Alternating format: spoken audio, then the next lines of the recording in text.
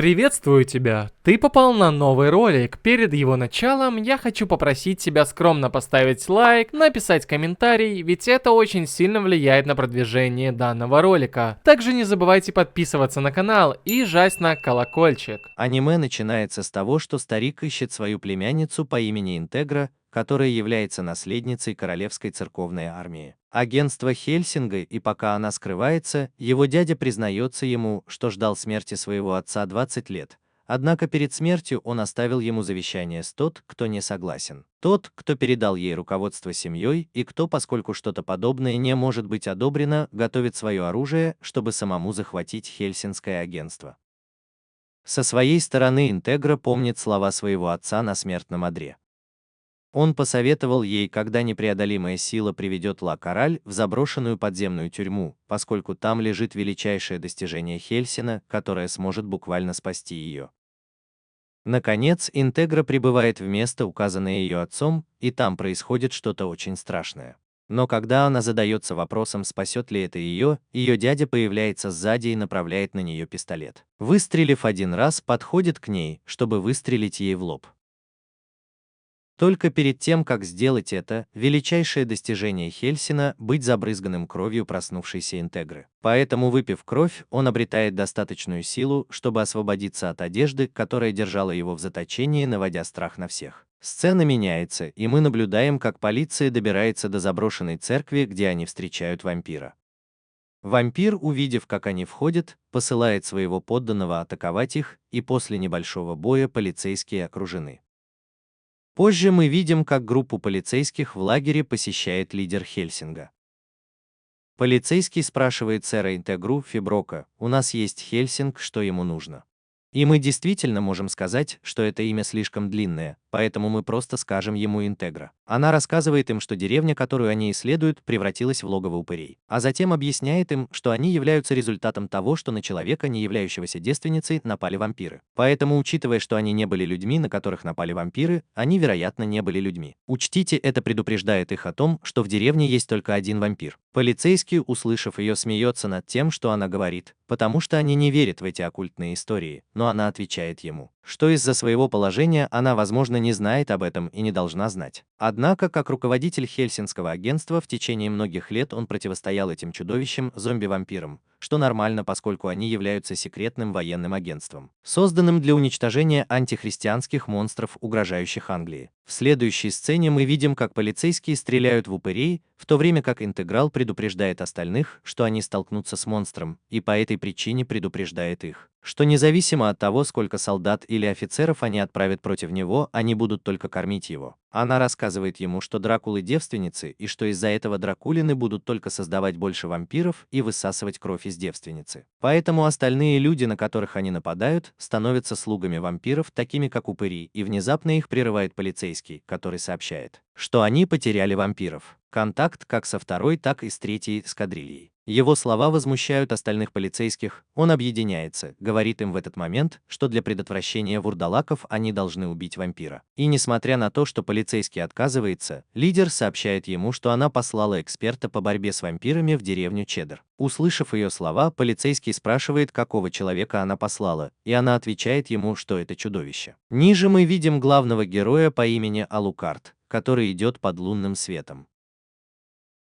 С другой стороны, полиция, которая ранее столкнулась с вампиром, пытается сбежать, только несмотря на то, что она бежала очень быстро, он нашел ее. Вампир бросается на нее и показывает ей, что ее товарищи теперь принадлежат ему. Вот почему он предлагает ей сделать то же самое. Но она автоматически отказывается, стреляя в лицо вампиру, который жалуется, что ему нужны только верные рабы. Поэтому он решает, что сначала возьмет ее тело силой, а затем выпьет ее кровь, и прежде чем сделать это, его прерывает Прота, который предстает перед ним как убийца. Вампир, услышав это, приказывает своим рабам убить его. И пытаясь это сделать, они обнаруживают, что его выстрелы не попадают в убийцу. Алукард начинает мрачно смеяться и, продемонстрировав свою силу, стреляет в упырей вампира, который с удивлением наблюдает, как выстрелы его оружия добивают упырей.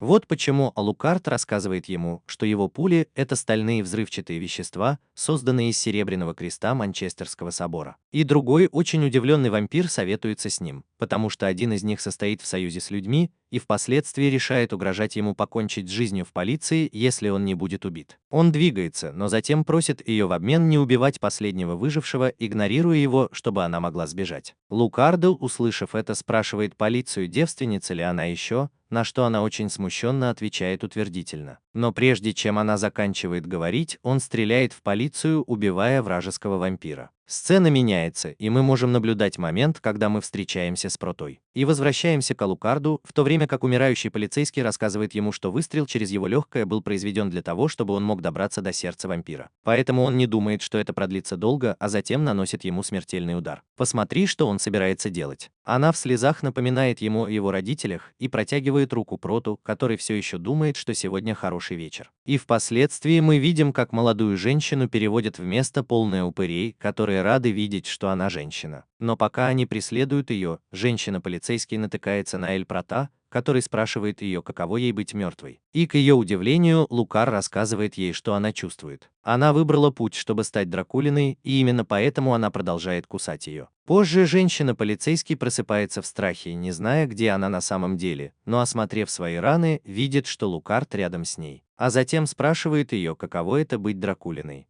Женщина-полицейский, увидев его клыки, приходит в ужас, что очевидно она издает громкий крик, который заставляет Интегру принять ее ругательство за громкий. Услышав это, женщина расстраивается из-за того, что она Драколина, а затем спрашивает его, где они находятся. Интегра сообщает ему, что она служит в Королевской церковной армии, известной как Хельсинское агентство, а затем сообщает ему, что с этого момента она будет работать в агентстве, и поэтому передает ему свою униформу. Сцена меняется, и мы переезжаем на другое место преступления, где они убили человека, отняв у него голову, и после этого оставили сообщение, которое бросает вызов христианству. Что очень беспокоит Интегру, поскольку вампир сильно недооценивает протестантов, англичан и хельсингов, и поэтому они не хотят, чтобы кто-то знал об этом. Затем мы наблюдаем, что они идут в поисках цели, которая движется к северу от 12-го маршрута. Интегра затем требует от женщины-полицейского, чтобы она не выпускала из виду эти мерзости. С другой стороны, пара вампиров после убийства человека радуется, думая, что они самые сильные, но внезапно их прерывает Алукард, который легко покончил с собой. Жизнь одного из них из-за этого. Более того, в него было много выстрелов, и после этого он дает понять женщине-полицейскому, чтобы она не позволяла другому вампиру сбежать. Она, которая ждала с высоты дома, была очень напугана тем, что не верила, что способна убить убегающего вампира,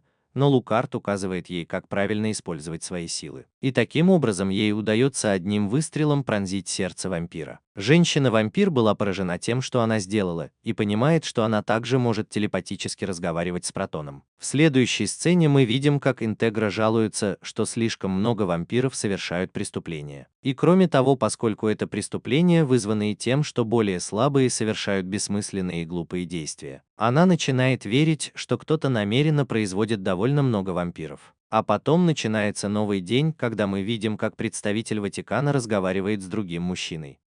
Представитель Ватикана счастлив, что в Англии появилось много вампиров, чтобы убивать протестантов, но старик говорит ему, что хельсинцы действовали слишком хорошо, что привело к прискорбно большому количеству жертв. Действительно, представитель Ватикана признается им, что они любители очень низкого уровня по сравнению с католиками. И кроме того, говорит им, что если это проблемы, которые касаются только Англии, они не должны действовать. Но старик отвечает ему, что это происходит не только в Англии, поскольку затронута и Ирландия. И поскольку Хельсинги не бездействовали, пришло время им действовать.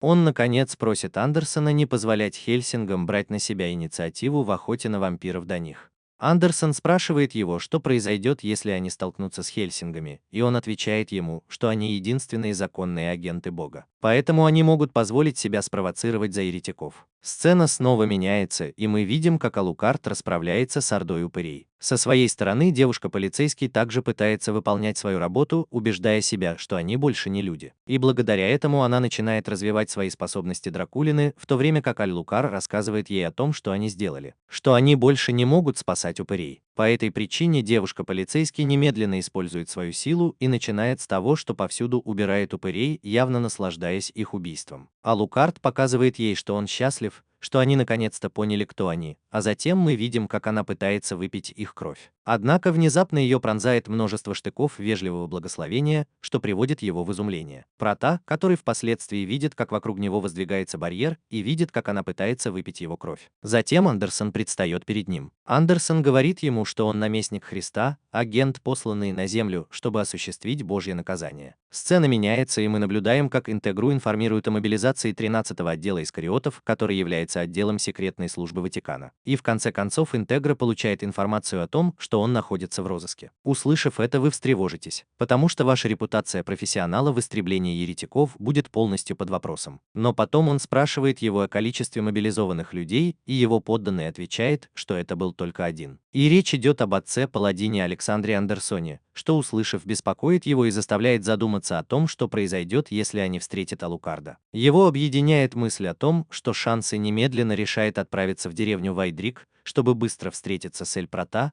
но перед отъездом поручает Уолтеру поиск Алукарда. Ответственность вести переговоры с Ватиканом, что он принимает с большой честью. И когда он начинает свое путешествие, Интегра знает, что нет никакого способа, чтобы если паладин найдет своего подданного, он не напал на них. С другой стороны, мы видим, как паладин Андерсон радуется, услышав стоны боли девушки-полицейского. Но даже в этом случае она осознает, что ее раны не убили ее, так как она была ранена, который не пронзил ни один штык в его сердце. Он рассказывает им, что он впервые за долгое время охотится на вампиров, и поэтому думает, что ему это понравится. А Лукард со своей стороны показывает, что знает, кто он и к какому подразделению принадлежит. На что Андерсон подходит к нему и признается, что он удивлен тем, как вампир вступает в союз с вампиром. Человек, чтобы охотиться на вампиров. Прота, увидев, что он идет, спрашивает его, что он сделал с вампиром, который был там, на что он отвечает, что она позаботилась об этом. Когда они наконец сталкиваются, Андерсон говорит Проте, что теперь его очередь начинать бой.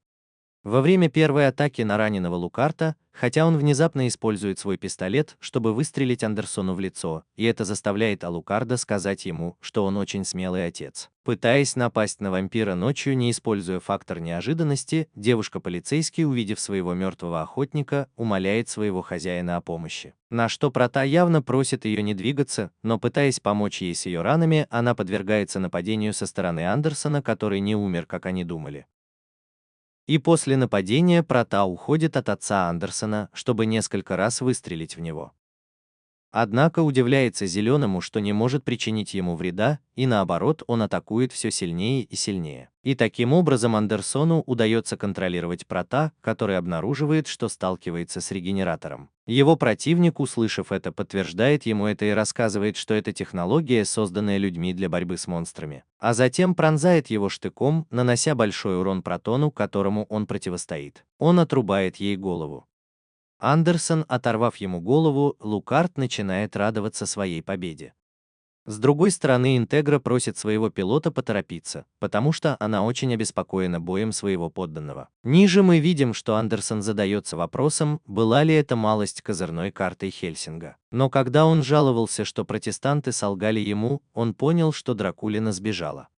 Тем временем девушка-полицейский из последних сил пытается вырвать штыки из его тела, так как она держит в руках голову Прота, который признается ей, что несправедливо оставлять ее в таком состоянии момент. Но внезапно Андерсон вонзает штык ему в голову, в результате чего он выпадает из его рук. Вооруженный своим оружием, говорит ему, что ему некуда бежать, и поэтому он автоматически заканчивает свою жизнь. Очень напуганная девушка думает только о том, как сбежать, чтобы сообщить о случившемся Джеффу Интегре. Но пытаясь это сделать, Андерсон показывает ей, что он поставил барьеры, чтобы она не могла сбежать. Она начинает терять рассудок из-за паники, которую она испытывает, пока внезапно Лукар не говорит ей, что сейчас не время для этого. А затем, потеряв голову, Люк просит ее выпить его кровь, чтобы она стала настоящим вампиром.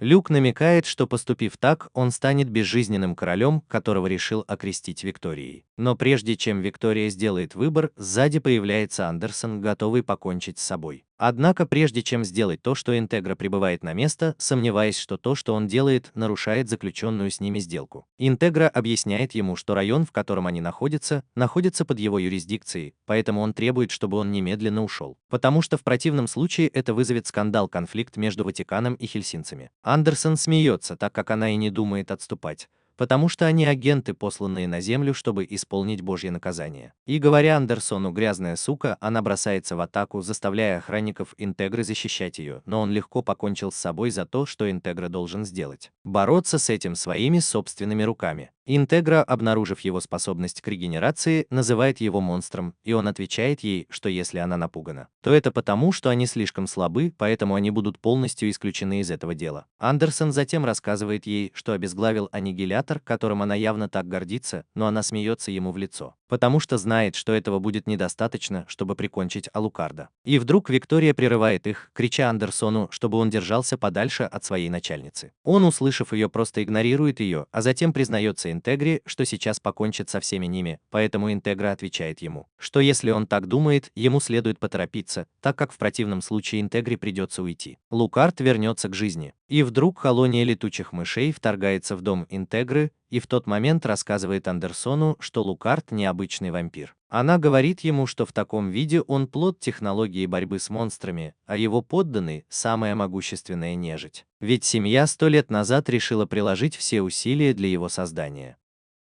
А потом мы увидим, как Алукард возвращается к жизни, чтобы продолжить свой бой против Андерсона.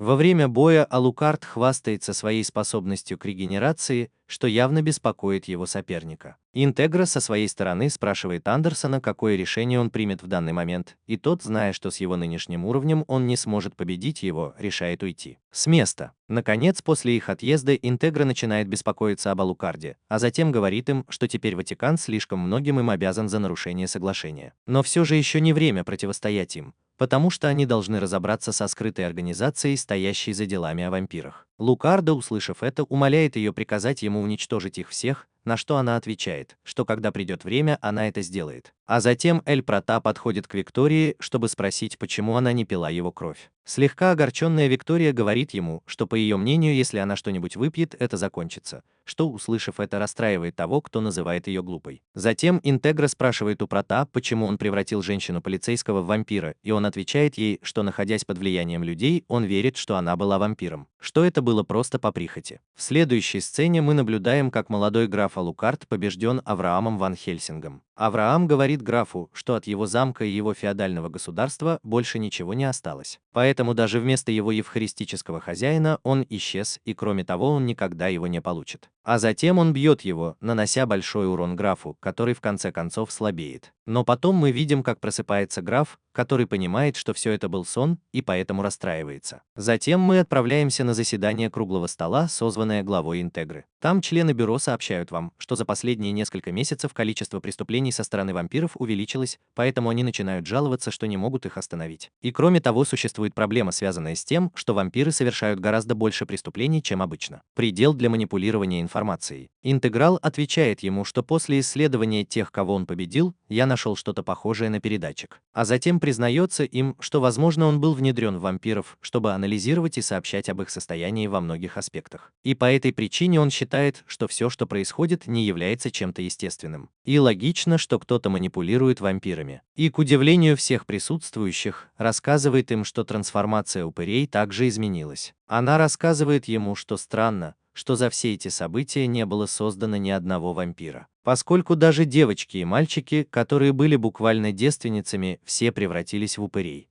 Но это еще не все, потому что обычно упыри умирают, когда умирает вампир-создатель. Однако в случае с Байдриком, несмотря на то, что Андерсон победил вампира, это место по-прежнему заполнено голами. И после этих слов он объясняет ему, что его вера – это тот, кто ими манипулирует, и что он знаком как с вампирами, так и с упырями. С другой стороны, мы видим, что Виктория обеспокоена, увидев, что Уолтер поставил ей гроб в комнате. Уолтер говорит ей, что то, что он сделал, было сделано по приказу Интегры, потому что вампиры спят в гробах. Но Виктория спрашивает его, что он сделал с ее кроватью, что она и сделала. Он отвечает ей, что он уже избавился от нее, и это приводит к тому, что молодая женщина очень расстраивается из-за Уолтера, который рассказывает ей, что это также был приказ Алукарда, поскольку она не выпила ни капли крови с тех пор, как стала вампиршей, что она явно должна была сделать давным-давно. Так что если он не будет спать в гробу, сделанном для его родины, его силы будут продолжать ослабевать. И услышав это, Виктория все еще сомневается, принимать гроб или нет. Только в этот момент внезапно появляется Лукард. Он объясняет, что значит выбрать темноту, а затем Уолтер передает Проте портфель. Открыв его, Прота обнаруживает новое оружие, созданное специально для него, потому что никто из людей не может им пользоваться. Услышав из уст Уолтера его характеристики, признается ему, что это идеальное оружие. Поэтому Алукард говорит ему, что, возможно, с помощью этого оружия он сможет победить даже Андерсона. И Уолтер, увидев восхищение Серос этим оружием, понимает, что он приготовил его и для нее. Но Серос, глядя на размер его оружия, удивляется и спрашивает его, что это, черт возьми, такое. Сцена меняется, и мы видим, как все мужчины готовятся выполнять работу в запретной зоне. Но при входе их останавливают охранники, которые проверяют его личность, и несмотря на то, что у него нет оружия, он не может его достать. Они пытаются обмануть их, охранники потребовали, чтобы они ушли, поэтому один из них использует свою силу, чтобы отдать приказ. И таким образом быстро покончить с собой одним выстрелом. А затем его напарник подает еще один сигнал, указывая на то, что оставшийся охранник был изрешечен в этот момент множеством выстрелов. Наконец, отдав приказ прекратить стрельбу, приказывает своим подданным выйти из машины, чтобы вторгнуться в это место. Сцена меняется. Мы наблюдаем, как собрание Интегры прерывается прибытием этих двух человек, а затем ему звонят его охранники, которые сообщают ему, что на него нападают неизвестные. Враг. Интеграл, прикажи охранникам отбить их или на случай, если они не смогут, попытаться хотя бы выиграть время. Тогда попытайся выяснить, с кем они сталкиваются или сколько у них врагов. А твой подданный отвечает тебе, что они упыри. Так что она, как и весь совет директоров, была в ужасе, услышав это. Ниже мы видим, как солдаты пытаются победить армию упырей, однако из-за их вооружения их легко победить, не причинив больших потерь. И что еще хуже, когда один из ведущих вампиров также решает принять участие в битве. Бой. С другой стороны, на круглом столе менеджеры просят Интегру уделить им время, поскольку они явно хотят покинуть это место в качестве своего главного приоритета. Но внезапно они слышат, как вертолет, на котором они думали сбежать, был уничтожен. Затем из службы безопасности сообщает им, что они уже на пределе, потому что враг прибыл на их позицию. Интегра пытается выяснить, что произошло, а с другой стороны Хан, один из братьев Валентин, предстает перед ней. Хан говорит ей, что они находятся в разгаре позднего обеда, потому что они явно устраивают банкет по своим именам, а затем сообщает ей, что скоро они собираются убить ее. И за это он просит ее извиниться. Они рекомендуют мне молиться их богу. Но пока он играет с головой одного из солдат, он предлагает ему, что для него было бы лучше покончить жизнь самоубийством, поскольку у него еще есть время. Менеджеры, услышав это, спрашивают Интегру о том, что происходит, и она говорит им, что, по-видимому, их информация просочилась, поэтому он приступает к позвонить Уолтеру, который сообщает ему, что он находится в комнате Сераса. И после получения информации о том, что происходит, сообщает ему, что ему потребуется 4 или 5 часов, чтобы оставаться без связи с внешним миром. По этой причине как раз в это время прибывает военное подкрепление. Уолтер, несмотря на сложившуюся ситуацию, рекомендует вам защищать конференц-зал, используя то, что у вас осталось от сил на все это время. Его начальница, услышав это, принимает рекомендацию и просит дать указания, как это сделать. Он просит ее сначала обезопасить единственный путь, ведущий в конференц-зал, так как впоследствии они будут использовать Лукарда и Сераса, чтобы разделить работу одного атаковать, а другой защищаться. Выслушай их план и посоветуйся, как они поступят, чтобы достичь своего положения. Если в этом месте полно голов, Уолтер напоминает ему о том, как он попал в подземелье Алукарда 10 лет назад, и именно поэтому он понимает, что они пойдут через вентиляцию. Так что теперь Уолтер готовится к тому, что он попадет в подземелье Алукарда. Уходите, хотя перед этим я вас кое о чем попрошу. Она требует, чтобы они никого не оставляли в живых в качестве мести за то, что они съели ее людей. Тем временем мы видим, как Люк продвигается по зданию, разглядывая картины этого места, но когда он останавливается, чтобы посмотреть на привлекающую его внимание картину, на него внезапно нападают. Солдаты, которые надеялись, что попадут в ловушку, направляются на свою позицию, полагая, что добились успеха. Однако Люку удалось вовремя сбежать, после чего он легко расправился с ними, разорвав их тела на части. А затем ему звонит его брат, который сообщает ему, что он закончил уборку как на первом, так и на втором этажах. Так что им остается только пробиться в конференц-зал и таким образом убить его. Все там. Люк дает ему разрешение придерживаться плана, так как он собирается отправиться в подземелье в поисках Алукарда. А затем мы слышим, как Интегра сообщает всем, что враг скоро прибудет, но также говорит им, что бежать некуда, потому что они окружены. Сэр Пенвуд, услышав ее, спрашивает, как она отреагирует на то, что только что произошло, но другой из менеджеров приказывает молчать и указывает ему, что теперь они должны постоять за себя, когда придет время. Пенвуд, услышав это, начинает жаловаться, что все они умрут, потому что должны противостоять Голду с оружием в руках. Однако внезапно ты окажешься вместе с Уолтером. Они достигают того места, где они явно успокаивают и интегрируют, но все же советуются с Уолтером, считает ли он после анализа ситуации, что с ними явно покончено. Он отвечает, что нет, потому что по сравнению с тем, с чем столкнулся первый лорд Хельсинг, это ничто. А затем указывает ему, что Лукар из метро плюс те, кто собирается перехватить его с крыши, сделают вылазку. Уолтер затем напоминает ему, что его просьба заключалась в том, чтобы никого не оставлять в живых, и это то, что он собирается сделать. С другой стороны, Ян жалуется на разрыв между богатыми и бедными. По этой причине он обещает, что в качестве мести он медленно убьет Интегру. Люк со своей стороны направляется в подземелье, куда он отправился в поисках Алукарда, которого он просит перестать прятаться, но Алукард отвечает ему, что он не прячется, так как он просто отдыхал, потому что было поздно, еще многое предстоит сделать. Люк предстает перед Протой и проявляет к нему уважение, потому что они встречаются впервые. С другой стороны, Джин идет по коридору в конференц-зал и обещает надругаться над Интегрой, прежде чем убить ее как настоящий фанат Тимэч.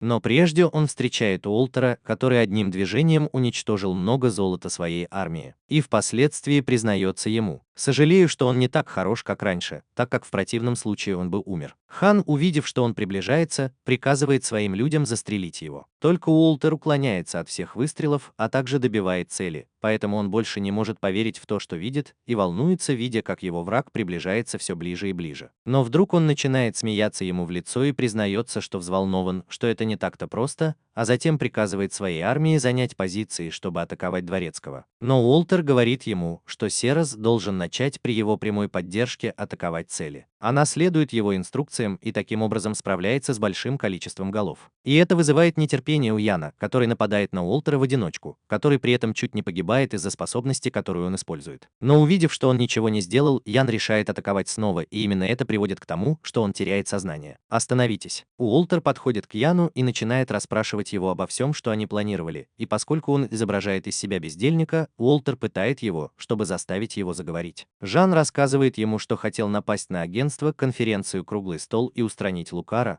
но сказав, чтобы они не просили, Уолтер обнаруживает, что он не один. И он признается ей, что его брат, должно быть, сейчас стреляет из пистолета в Алукарда. Однако Люк продолжает общаться с Алукардом, потому что он очень восхищается им и знает о нем все. Люк признается ему, что раньше, когда он был человеком, он боялся его, и перестав быть человеком, он хотел быть похожим на него, поэтому он следовал за его тенью. Даже если она терялась во тьме, на что Люкард просит вас прекратить говорить такую чушь. И именно поэтому Лук признается ему, что его мечта покончить со своей легендой о бессмертии, из-за чего они оба застрелили друг друга. Но после выстрела оба начинают смеяться, потому что не могут умереть, а затем продолжают сражаться. Во время боя Люк обещает, что победит его, поскольку он был создан для этого. Но попробовав, Прота легко отбивается от него и демонстрирует ему свою великую силу вместе со своим новым оружием. Люк, потрясенный оружием, понимает, что обладает такими же способностями и даже больше. В следующей сцене мы слышим, как Джин рассказывает Уолтеру, что они были созданы, чтобы победить их, а затем обещает ему, что они умрут, даже если Уолтер не поймет, что он собирается делать. Джин внезапно удается вырваться на свободу, и она собирается начать свое шоу каннибализма вместе с упырями. Сара и Уолтер потрясены, увидев, что солдаты обращены, чем Ян пользуется, чтобы войти в конференц-зал, но как только они прибывают, их встречает шквал выстрелов, который даже не пытался увернуться. С другой стороны, Люк поражен, увидев, что Алукард не уклоняется от его выстрелов.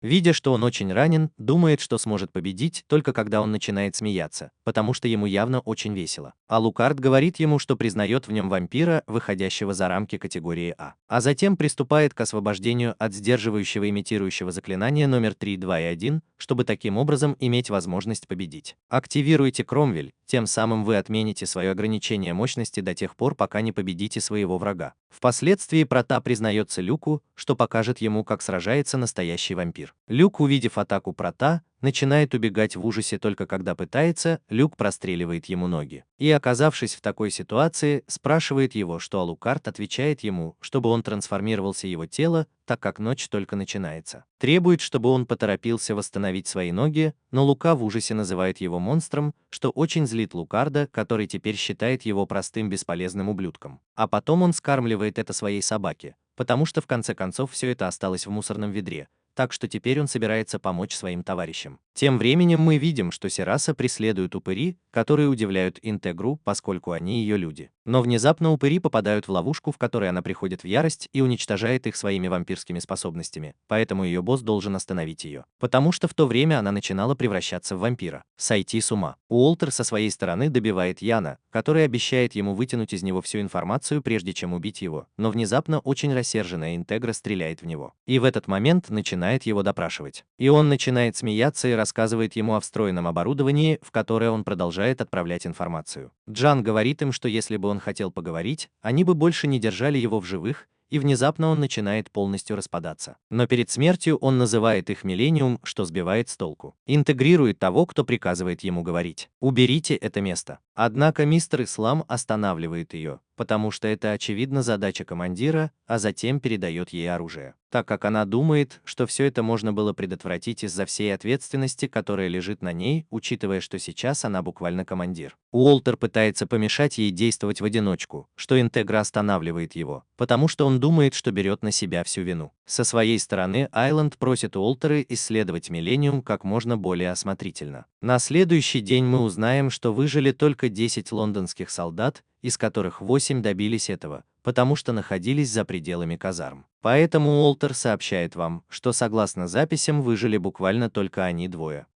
Она спрашивает его, считаются ли Серас и Лукард, на что он отвечает, что нет, потому что они уже мертвы. А затем ему сообщают, что он начал искать информацию о Миллениуме в несекретных документах Британского музея. Но на данный момент не нашел ничего важного, о чем он явно сожалеет очень много. И она говорит ему, что что-то забыла. Вот почему она рассказывает ему в тот момент о Тысячелетней империи, которая была группой, которая боролась с миром в поисках славы Тысячелетней империи. И кроме того, это было всего полвека назад или около того, и именно поэтому гитлеровскую Германию называют третьим нацистским королем. Ситуация меняется, и мы слышим, как Уолтер рассказывает Интегра, что нанял наемников, чтобы пополнить свои ряды. Она, услышав это, спрашивает его, действительно ли он может им доверять, поскольку они мотивированы только деньгами, но он уверяет ее, что если он может доверять. Поскольку это не только наемники, потому что, кроме того, они не только наемники. Они профессионалы, поэтому они будут оставаться лояльными и трудолюбивыми, пока им хорошо платят. А потом мы увидим наемников в действии. Там они сообщают своему капитану, что у них проблемы с удержанием своей позиции. Капитан просит их прекратить жаловаться и начать наступление, но внезапно они почти застигнуты врасплох противником, которого останавливает капитан, который разбил ему лицо ножом. Позже мы посмотрели на всех низших наемников ордена капитана Бернадотта, собравшихся в агентстве Хельсин.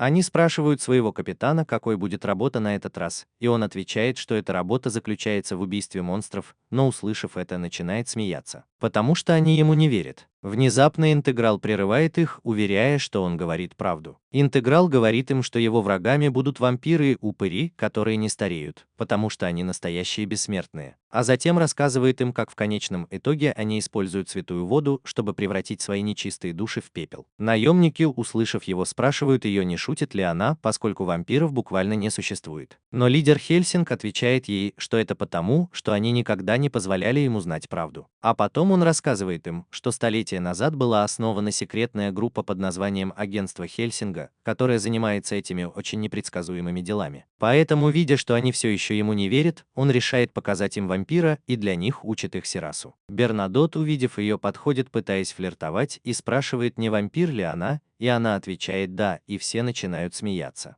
Вот почему Интегра приказывает ему устроить ей демонстрацию. Серас принимает его приказ и надеется, что Бернадот подойдет к нему, поскольку при этом он решает ударить его пальцем по лицу. Капитан после того, как его ударили, сообщает своим товарищам, что ты чудовище, но внезапно на место прибывает Лукар и сообщает ему, что она чудовище. Часть низкоуровневого вампирского типа. Я имею в виду, что вампиры все еще намного сильнее. Наемники, увидев, что они выходят из стены, пугаются, и поэтому Алукард насмехается над ними за то, что они такие трусливые. Он признается им, что пришел посмотреть, каких солдат они привели, чтобы защитить своего хозяина. Со своей стороны Уолтер извиняется перед Интегрой за то, что не смог его остановить, а затем передает ей секретное письмо. Интегра видит, что оно было отправлено Энрико Максвеллом, который помимо того, что является лидером 13-го отделения Ватикана, и явно удивлен. Сцена меняется, и мы наблюдаем, как Интегра становится нетерпеливой из-за того, что ее гость опаздывает. И из-за этого она начинает верить, что попала в ловушку, и Уолтер понимает, что она не в себе. Он говорит ей, чтобы она не думала, что это так, потому что они нападут на них средь бела дня. Но внезапно Энрико прибывает на место, дружески извиняясь за то, что пришел так поздно. Однако Интегра просит его не подходить и затем требует от него объяснений, чего Ватикан хочет от Хельсингов.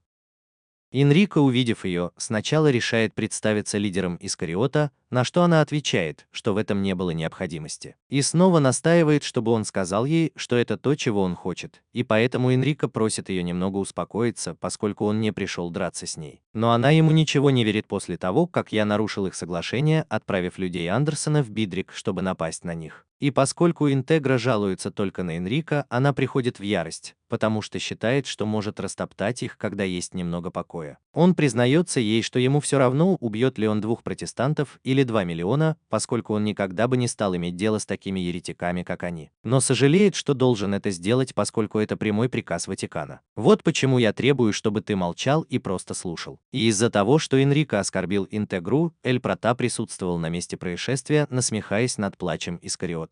Поэтому Энрико доказывает ему, что знает, кто он, и признается ему, что впервые ясно видит его в фильме «Человек». Прота отвечает ему, что ему тоже приятно с ним познакомиться, а затем увольняет его, так как он только что оскорбил свою начальницу. Но Энрико вместо того, чтобы испугаться, только насмехается над Протой из-за его устрашающего вида. А затем напоминает ему, что он пришел только для того, чтобы обсудить что-то очень важное, но не для того, чтобы напугать его. Если он так сильно хочет сразиться с ним, он убедится, что у них все получится. А затем позвони в это время Андерсону. Андерсон прибывает на место происшествия, читая отрывок из своих убеждений, и твердым шагом продвигается вперед, чтобы встретиться лицом к лицу с Эль Прота. Поэтому Энрико пытается остановить его, но ему это не удается, и именно поэтому Лукар решает встретиться с ним лицом к лицу. А затем они оба угрожают друг другу, направив оружие друг на друга, но Энрико требует, чтобы его подданный остановился. Пока внезапно Сера не прерывает их за то, что он ведет группу туристов. Наконец-то оба бойца решают, что сейчас не время драться, и возвращаются к своим занятиям.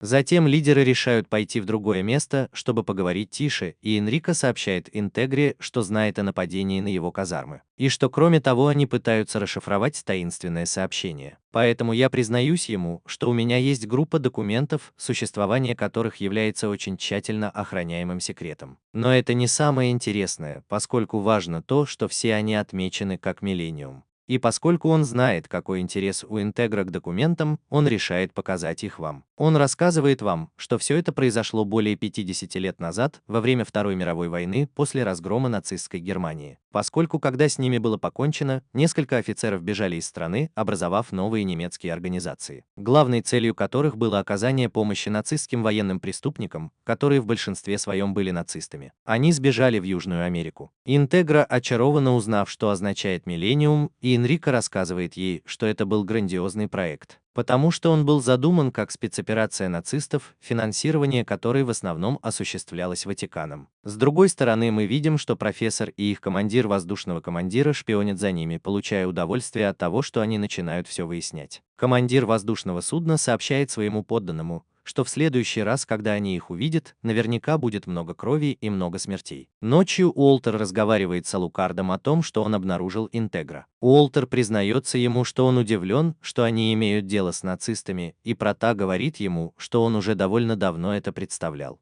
Прота говорит ему, что есть только 3 причины, по которым нежить использовалась в таком бою. Первая – это Хельсинги, вторая – нацисты, и, наконец, он думает, что это может быть из-за него. Лукар также напоминает ему, что они уничтожили экспериментальный отряд нежити, который у них был 50 лет назад. Поэтому Уолтер отвечает ему, что если он вспомнит. А затем он умоляет ее не относиться к этому вопросу легкомысленно, поскольку они открыто искали с ними ссоры. И поэтому напоминает им, что они не настолько нежны, чтобы позволять такие вещи. Но внезапно Интеграла прерывается, чтобы спросить Прота, рассказывал ли ему Уолтер о своей миссии, и поскольку он отвечает, что она не его начальница. Она говорит ему, что он должен только искать, а затем все уничтожить. В следующей сцене мы видим, как Алукард летит в самолете вместе с капитаном Бернадотом, а Серас путешествует в его гробу.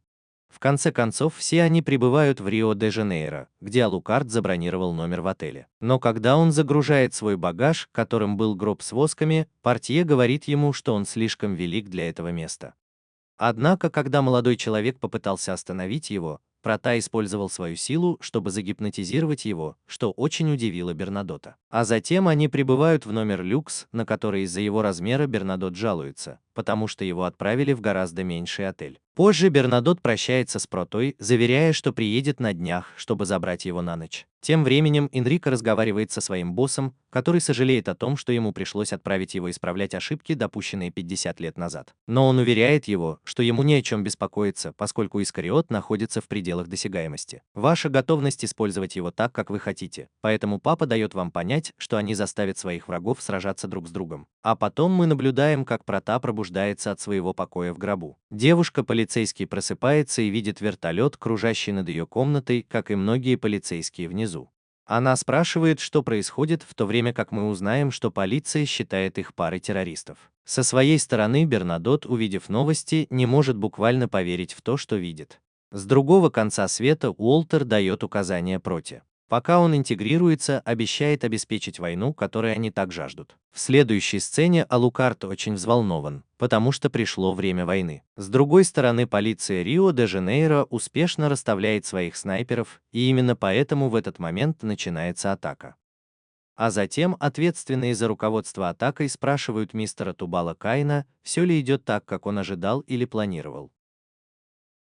Он отвечает, что да, он предлагает ему приложить все усилия, если они хотят рая без болезни и старости. В конце концов, полицейские прибывают в комнату Алукарды и, войдя, обнаруживают, что их ждет Прота, поэтому они начинают стрелять, пока не разнесут его на части, полагая, что таким образом он окажется на работе. Но Лукар показывает им свою способность к регенерации, а затем атакует их, разрушая их тела. Полицейские, увидев это, пытаются сбежать, и хотя некоторым это удается, Проте удается поймать других. Со своей стороны Серос, который прячется с Салли, сталкивается со всей катастрофой, вызванной Алукардом, и указывает ему, что пора быстро уходить. И она спрашивает его, что он только что убил людей. По этой причине очень расстроенный Алукард указывает ему, что независимо от того, люди они или нет, те, кто подстрекает его начать эту войну, должны умереть, поскольку именно они пришли с намерением убить их. И это то, что ни бог, ни дьявол не смогут изменить. Прота, находясь в непосредственной близости от Сераса, видит страх в его глазах и по этой причине просит его следовать за ним в темноту как можно дольше. Сцена меняется, и мы видим, что Алукард звонит Интегре, который напоминает ему о том, что он никого не оставлял в живых, но также просит его следовать за ним в темноте. Он говорит ему, что, по-видимому, его враги контролируют полицию, поскольку они послали обычных людей, чтобы попытаться убить их. А потом он признается ей, что все равно может убить их, не сомневаясь и ни на секунду не жалея, что он монстр. Затем Алукард спрашивает ее, может ли она тоже это сделать, потому что на самом деле он один оружие, а вместо этого она убивает его. Интеграла, услышав это, ругает его за попытку поиграть с ней и напоминает ему, что он отдал ей свой приказ, который не изменился. Прота, услышав ее, отвечает, что он счастлив, и говорит ему, что на данный момент у него не будет возможности раскаяться. Позже Интеграли спрашивает Уолтера, принял ли он правильное решение, и он отвечает ему, что он всего лишь простой дворецкий, поэтому он не знает, что его вопрос должен быть задан. А затем спрашивает его, правильно ли он поступил. Это указывает на то, что сейчас самое время заварить чай. Тем временем Прота выходит из своей комнаты, проходя между всеми полицейскими, которые просто в ужасе смотрят на него. Однако они все равно стреляют в него, и именно поэтому Алукард уничтожает их, используя свое новое оружие. Сотрудники штаба, услышав крики о помощи своих товарищей, очень удивлены. И командование авиации в этот момент вместе со своими подданными наслаждаются зрелищем резни, которую устраивает Прота. Но он знает, что какой бы забавной ни была смерть этих солдат, это их ни к чему не приведет, и поэтому он просит, чтобы они предупредили Тубал-Кейна, чтобы он атаковал, используя все необходимые средства. С другой стороны, Алукард продолжает убивать полицейских, и это вызывает ужас у тех, кто еще жив. Они пытаются сбежать, а Прота использовал свою силу, чтобы загипнотизировать Уну, и все равно ему это не удается. В конце концов, Прота, уничтожив всех, кто вторгся в его комнату, решает выйти через парадную дверь. Воздушный командир, увидев этот эпизод, думает, что это отличное объявление войны, а затем признается, что восхищается способностями Алукарда оставаться на грани между здравомыслием и безумием.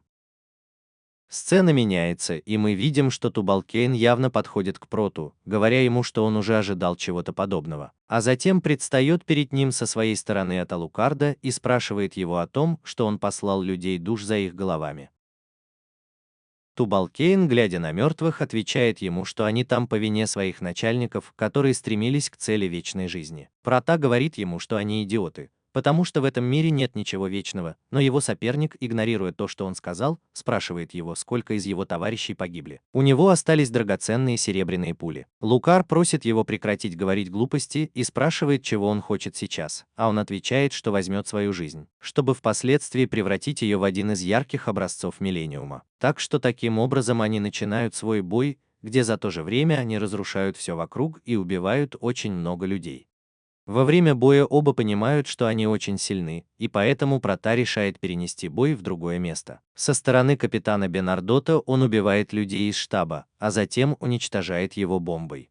В следующей сцене мы видим Лукара, который ранен письмами с твоего Балкана и жалуется, что кровотечение не прекращается, но все же находит это забавным. А затем твой Балканский, он прибывает на место, думая, что сможет покончить с этим. Однако Прота насмехается над тем, что такие люди, как он, все еще существуют, и признается ему, что знает, что всем управляет майор, который явно сумасшедший. Поэтому позже он говорит ему, что теперь он будет визжать как свинья, что действует на Кая. Ему не кажется, что это так вот так. Затем он снова атакует его, только на этот раз Прота высвободил свою истинную силу, но в этот момент также прибыл на место Серос, который стреляет в своего врага всем, что у него есть. Прота впоследствии выпускает своих существ, чтобы отвлечь Тубал-Кайна, в результате чего ему удается немного приблизиться к нему. И как бы его враг не считал возможным остановить его атаки, он в конечном итоге был уничтожен. По этой причине Прота просит вас позволить ему завершить его миссию и дать ему необходимую информацию. А затем Алукард кусает его, выясняя, что если до того, как у него появился Алкейн, он распадается, кто стоит за всем этим. И если вы были с его стороны, он удивлен, что вы не смогли помочь ему. Посмотрите, как его хозяину нравится убивать, а затем прибывает Бенардот с вертолетом, чтобы сбежать с места происшествия. Майор Геркоманда со своей стороны смеется от волнения, видя, насколько силен Алукард. Поэтому он считает, что благодаря Проута он теперь ближе к тому, чего я так жажду в течение середины столетия, поскольку именно они, Летис батальон, будут теми, кто контролирует и верит Алукарду монстры, а затем майор указывает на то, что пора как можно быстрее возвращаться домой. По этой причине его подданные выбирают Джабура, стражу Пантеры.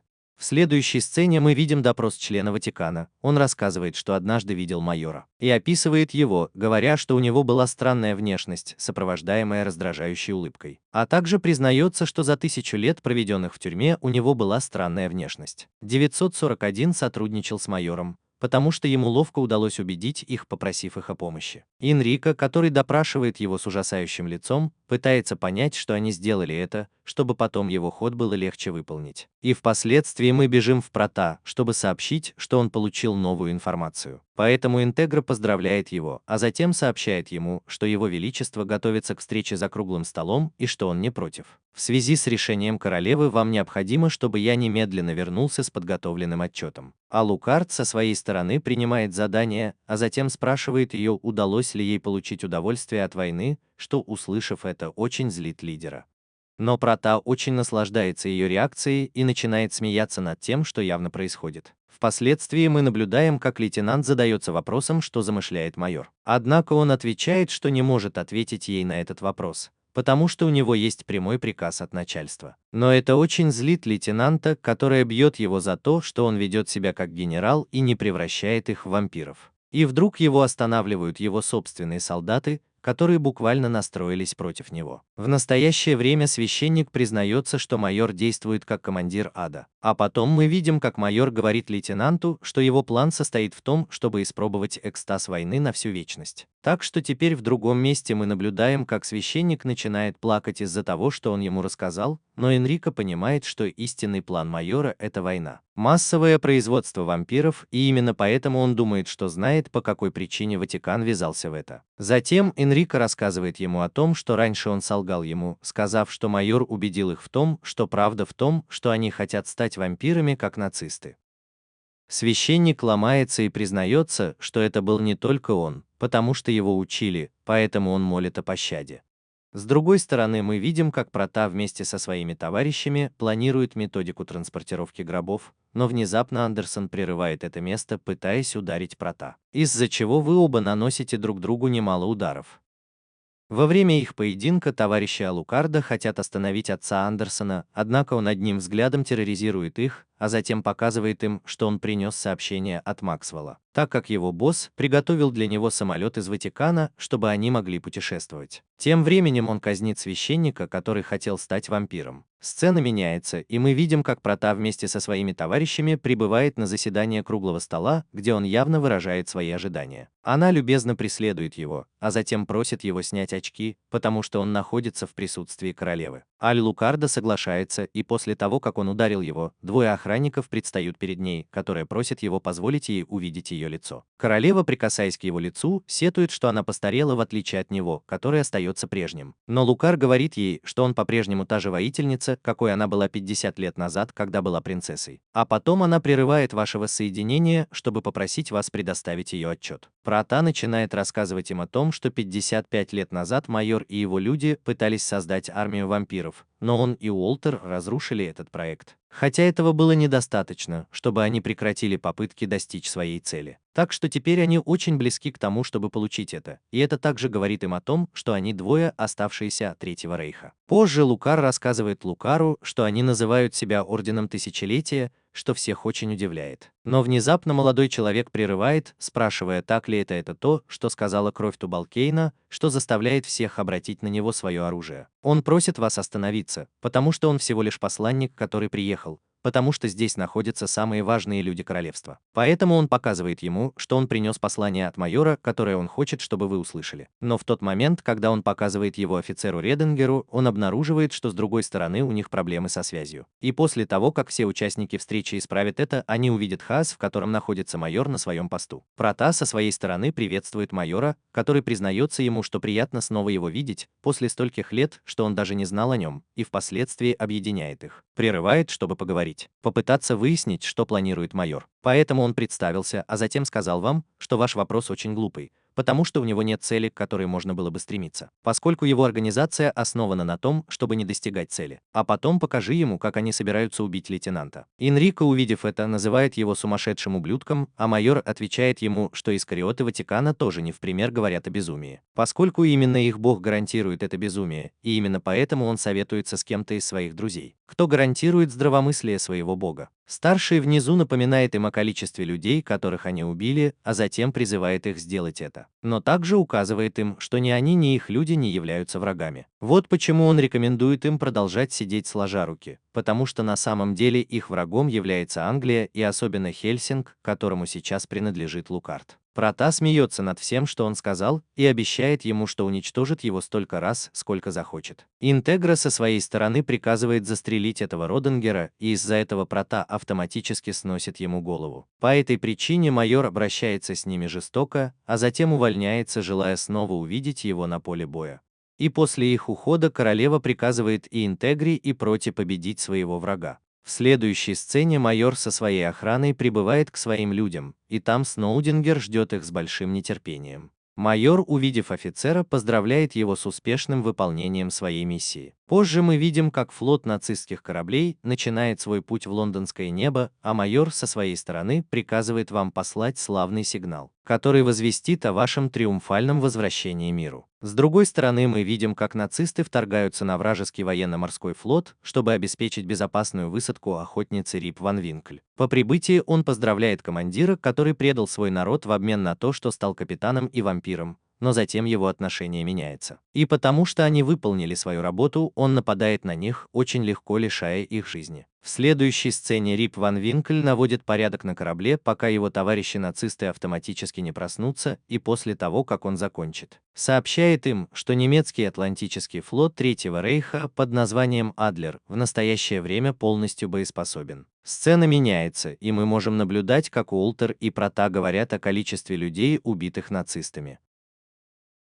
Лукар говорит, что они разговаривают со своим оружием, и поэтому, если подумать, они не так уж и отличаются от них. Но Уолтер, который не согласен, меняет тему, чтобы спросить его, почему он обратил Сираса. Он отвечает ему, что это она сама решила стать вампиром, а затем спрашивает его, что они сделали со своей семьей. Уолтер рассказывает ему, что она была сиротой, что явно имеет смысл для Лукарда, поскольку, потеряв всех своих близких, она решила не сдаваться. И впоследствии они оба сожалеют, что не могут заставить ее пить кровь, на что Прота уверяет его, что скоро она это сделает. Со своей стороны Сера при лунном свете пытается съесть что-нибудь в одиночестве, чего не может, и по этой причине Интегра предлагает ему кровь, потому что он больше не может есть. Она человек и, очевидно, должна приспособиться к своей новой жизни, но она отказывается, и по этой причине Интегра ранит себя в палец, чтобы побудить ее выпить его кровь. Серас в этот момент чувствует, как пробуждается его желание, и соглашается следовать приказам своего лидера, который просит его сейчас же пойти и подготовить свое оружие. Интегра также сообщает ему, что был потерян контакт с авианосцем, который находился очень близко к Уэльсу и, вероятно, по вине врагов. В другом месте Андерсон после победы над несколькими вампирами сообщает Энрико о своей ситуации, а затем говорит ему, что, по-видимому, все остается на своих местах, все идет так, как они планировали. Но он также признается, что расстроен тем, что не отреагировал на провокации майора. Энрико говорит ему, что это потому, что он видит в этом только что-то незначительное, поэтому они ждут идеального момента, чтобы атаковать. А затем он рассказывает им, что это были приказы папы, который также попросил их мобилизоваться. Поэтому были мобилизованы различные группы, которые нашли новые способы, они убивают вампиров и ради них вооружаются. Андерсон, услышав это, очень радуется,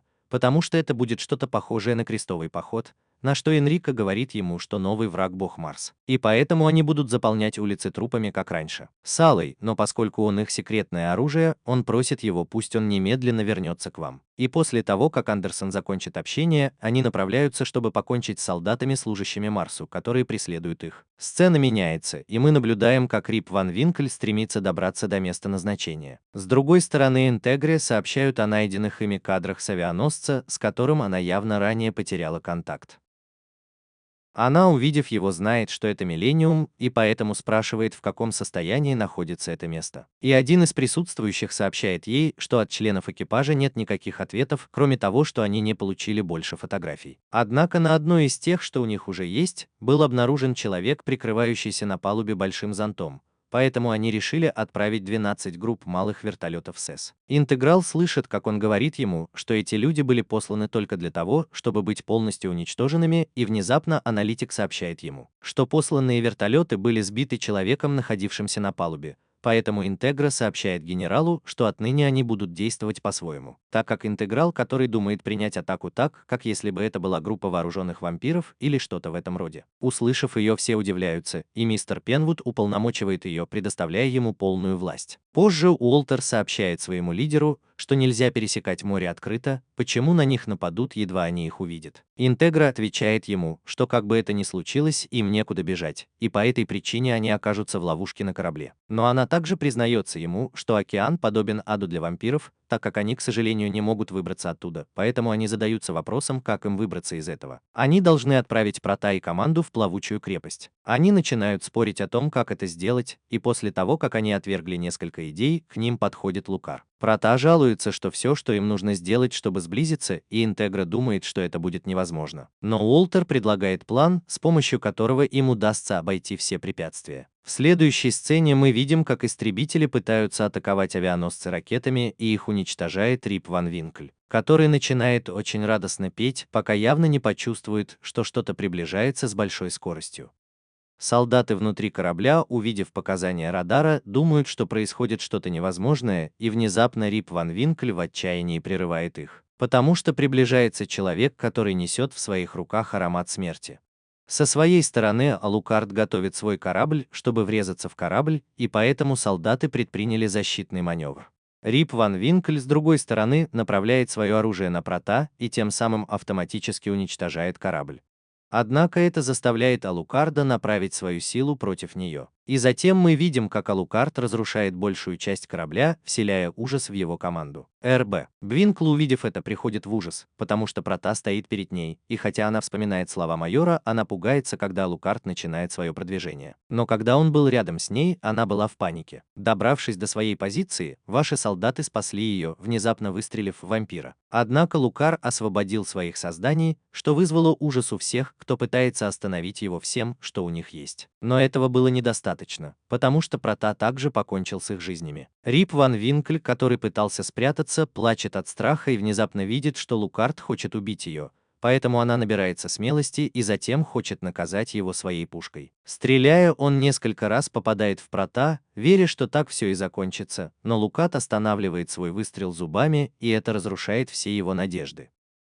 А затем Прота несколько раз бьет ее, чтобы унизить, даже используя свое собственное оружие. Наконец, Лукарда добивает ее, используя свои создания, выпивая всю ее кровь, пока не убьет ее. Который со своей стороны поздравляет ее с успешным выполнением своей миссии и обещает ей, что в отместку за ее смерть они покончат с Алукардом. А затем мы видим, как все солдаты с честью увольняют ее, наблюдая, как она умирает от рук Прота, который после завершения своей миссии раскрывает свое безумие, смеясь как безумец, наслаждающийся войной. Но майор, который видит это со своей базы, обещает, что их счастье не будет длиться вечно, и поэтому вы должны наслаждаться этим, когда еще можете. А потом он обращается к своим подданным, чтобы признаться, как сильно он любит войну, как и сам Холокост или Блицкриг. Его воины, услышав, как он с такой страстью говорит о войне и различных сценариях, на которых они сражаются, становятся очень счастливыми. Но в конце своей речи он просит их прекратить это. Пусть они провоцируют войну, как будто это сам ад, и поэтому все, кто следует за ним, спрашивают его, хотят ли они также, чтобы война была кровопролитием. Твои солдаты, услышав это, начинают аплодировать ему криками Крига, на что он обещает дать им все, о чем они просят, поскольку он думает покончить с теми, кто их забыл, и таким образом они собираются разбудить тех, кто впал в глубокий сон, чтобы таким образом они напомнили всем о вкусе вина. Настоящий страх. И кроме того, я хочу напомнить вам, что между небом и землей существуют вещи, о существовании которых вы не подозревали даже в своих худших кошмарах. Наконец, майору сообщают, что уже видны огни Европы, и это делает его очень счастливым, потому что он выполнил то, что обещал. Позже, наблюдая за Европой, майор думает, что Аль-Лукар должен услышать его победную песню, и впоследствии мы видим, как все тревоги, откуда бы они ни исходили, исчезают. Найди генерала Пенвуда, они звонят. Твои люди сообщают тебе, что связь со штаб-квартирой регулирования полностью прервана. Пенвуд, услышав это, забеспокоился и еще больше, когда обнаружил, что они также потеряли связь с лондонским БТАН. Но это еще не все, поскольку связь с базой ВВС также была прервана. Генерал не может понять, что происходит, услышав, что они теряют связь с такими важными агентствами, поэтому позже он забеспокоился, думая, что война уже началась. И Интегра, услышав это, подтверждает твою мысль. Сцена меняется. Мы видим, как нацисты стремятся быстро добраться до города. Со своей стороны, граждане Европы в страхе наблюдают, как луна окрашивается в черный цвет. Тем временем майор сообщает своему батальону, что наступила ночь, которая исполнит все его желания. Они, услышав, что наступила ночь войны, взволнованные аплодируют майору. Но профессор останавливает их и просит их теперь обратить внимание на своих гидов на 3-й странице под названием «Лондон, взрывайся». Редингер со своей стороны пытается прочитать ему путеводитель и понимает, что потерял его, поэтому он явно должен увидеть его у капитана. А затем майор сообщает старшему лейтенанту Зарину, что его цель — Хельсинг, как и поражение Алукарда. По этой причине он предоставит ему 2 крейсера «Зеппелин» и несколько войск, хотя и просит его не наносить последний удар до прибытия основных войск. Но Зорин уверяет его, что им не о чем беспокоиться, потому что Хельсинга без Прота взять просто. Однако говорит ему, что ему не нужно недооценивать ни Интегру, ни Бордюры, поскольку Интегра — лидер семьи Хельсин, которые являются самыми могущественными охотниками на вампиров из истории. А с другой стороны, девушка-полицейский будет ее простое существование уже чудом, только, возможно, она еще этого не осознала. Но как бы они обе ни были пугающе неопытны и неполноценны, признайся, что она ценит их на том же уровне, что и Лукар. Наконец, майор сообщает всем, что пришло время выполнить первую цель, которая состоит в том, чтобы уничтожить весь Лондон. Но профессор спрашивает его, будут ли они атаковать и военные кварталы, явно имея в виду членов Кабинета министров, на что он отвечает, что, конечно, да. И поскольку он дал разрешение сжечь все, что беспокоит разных людей, они предлагают разрушить здание. Поэтому майор повторяет им, что они могут разрушить все, так как в столице империи сегодня вечером будет ужин, а затем предлагает тост в честь праздника, который начался. В следующей сцене мы видим, как ракеты спускаются с кораблей на город, разрушая все на своем пути. И после завершения бомбардировки майор приказывает вооруженным войскам готовиться к их спуску. Так что затем многие наземные солдаты выполняют основную работу, формируя различные точки атаки. Нацисты наблюдают за устроенным хаосом и приходят в восторг, увидев ад, который они развязывают, потому что они монстры. Во время атак мы видим, что военная штаб-квартира Пенвуда захвачена, чтобы попытаться уничтожить Интегру. И лидер захватчиков пользуется возможностью, чтобы сообщить остальным, что отныне они монстры. Это место находится под контролем Миллениума. Пенвуд, не понимая, что происходит, спрашивает лейтенанта, который его предал, что происходит, и он отвечает ему, что быть вампиром — это здорово. И кроме того говорит ему, чтобы он захватил миссис Хельсинг, это наверняка сделает его командира счастливым. Но Интегра смеется над ним, потому что он всего лишь ребенок-вампир, а она специалист по уничтожению вампиров. Услышав это, приходит в ярость, и поэтому Интегра сообщает ему, что он получит немецкую награду на том свете. И вдруг Вальтер отрубает лейтенанту руку, которого предупредили, что пора на работу.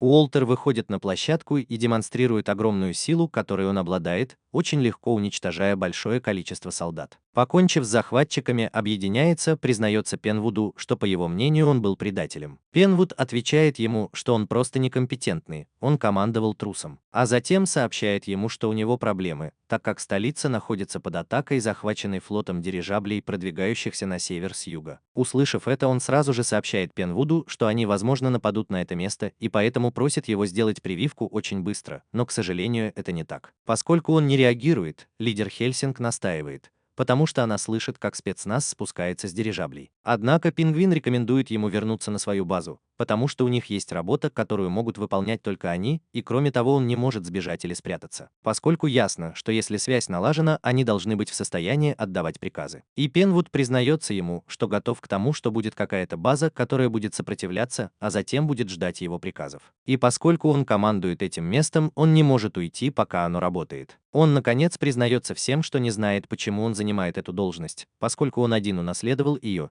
и сожалеет о том, что никогда не пытался добиться чего-то для себя. Вот почему он умоляет Интегру, по крайней мере, позволить ему выполнять свою работу сейчас. «Я полностью принимаю твое решение и перед отъездом вручаю тебе оружие с серебряными экспансивными пулями, которое полностью предназначено для твоей защиты. Поэтому генерал затем просит своих подданных остаться только с тем, что строго необходимо, а остальные в это время пойдут сражаться, но они не должны забывать, что единственным, кто останется на 100% уверенным, будет он. А потом он приказывает им идти на войну. Однако его товарищи смеются над ним, потому что все они приняли свою судьбу. Оставшись, чтобы помочь ему выполнить его задание, они признаются ему, что в одиночку он не смог бы справиться со всем. И по этой причине он просит его сесть, чтобы они могли выполнять свою работу. Затем все возвращаются на свои места, чтобы попытаться получить информацию. Тем временем в городе группа нацистских солдат убивает всех, кого встречает, превращая их в упырей. И из-за этого мы возвращаемся ко всем солдатам Лондона, которым трудно защищать позиции перед лицом этой великой армии. С другой стороны, безжалостный нацистский офицер уничтожает группу полицейских, которые также пытались отразить вторжение. Но, к его удивлению, Интегра проходил мимо этого места и очень легко покончил с собой. Она, увидев резню в этом месте, поздравляет полицейских с тем, что они служили должным образом, а затем требует отомстить Уолтеру. Но не дожидаясь этого, другие нацистские офицеры шпионили за ней, поэтому они очевидно сообщили своему лидеру, что Интегра возвращается в свою штаб-квартиру. По дороге в штаб Интегра слушает по радио сообщение генерала Пенвуда и предупредите всех, кто может его услышать, что его положение скоро ухудшится. И в качестве последнего приказа он просит всех сражаться до тех пор, пока миссия не будет завершена. Наконец, услышав, как монстры приближаются к Пенвуду, видит оружие Интегры, которого он знает с детства. Он вспоминает, что в первый раз, когда он увидел ее, он ставил под сомнение ее авторитет, пока она не отругала его. Но он также испытывает гордость, узнав, что она, как и его мать, обладает таким же оружием, как и он. Отец, я доверял ему, если ему вообще нужна была какая-то услуга. Поэтому, не колеблясь ни секунды, он набирается смелости смелости взорвать всю казарму вместе с собой и своими врагами. Интеграл, услышав взрыв, просит Уолтера поторопиться в казармы Хельсинга.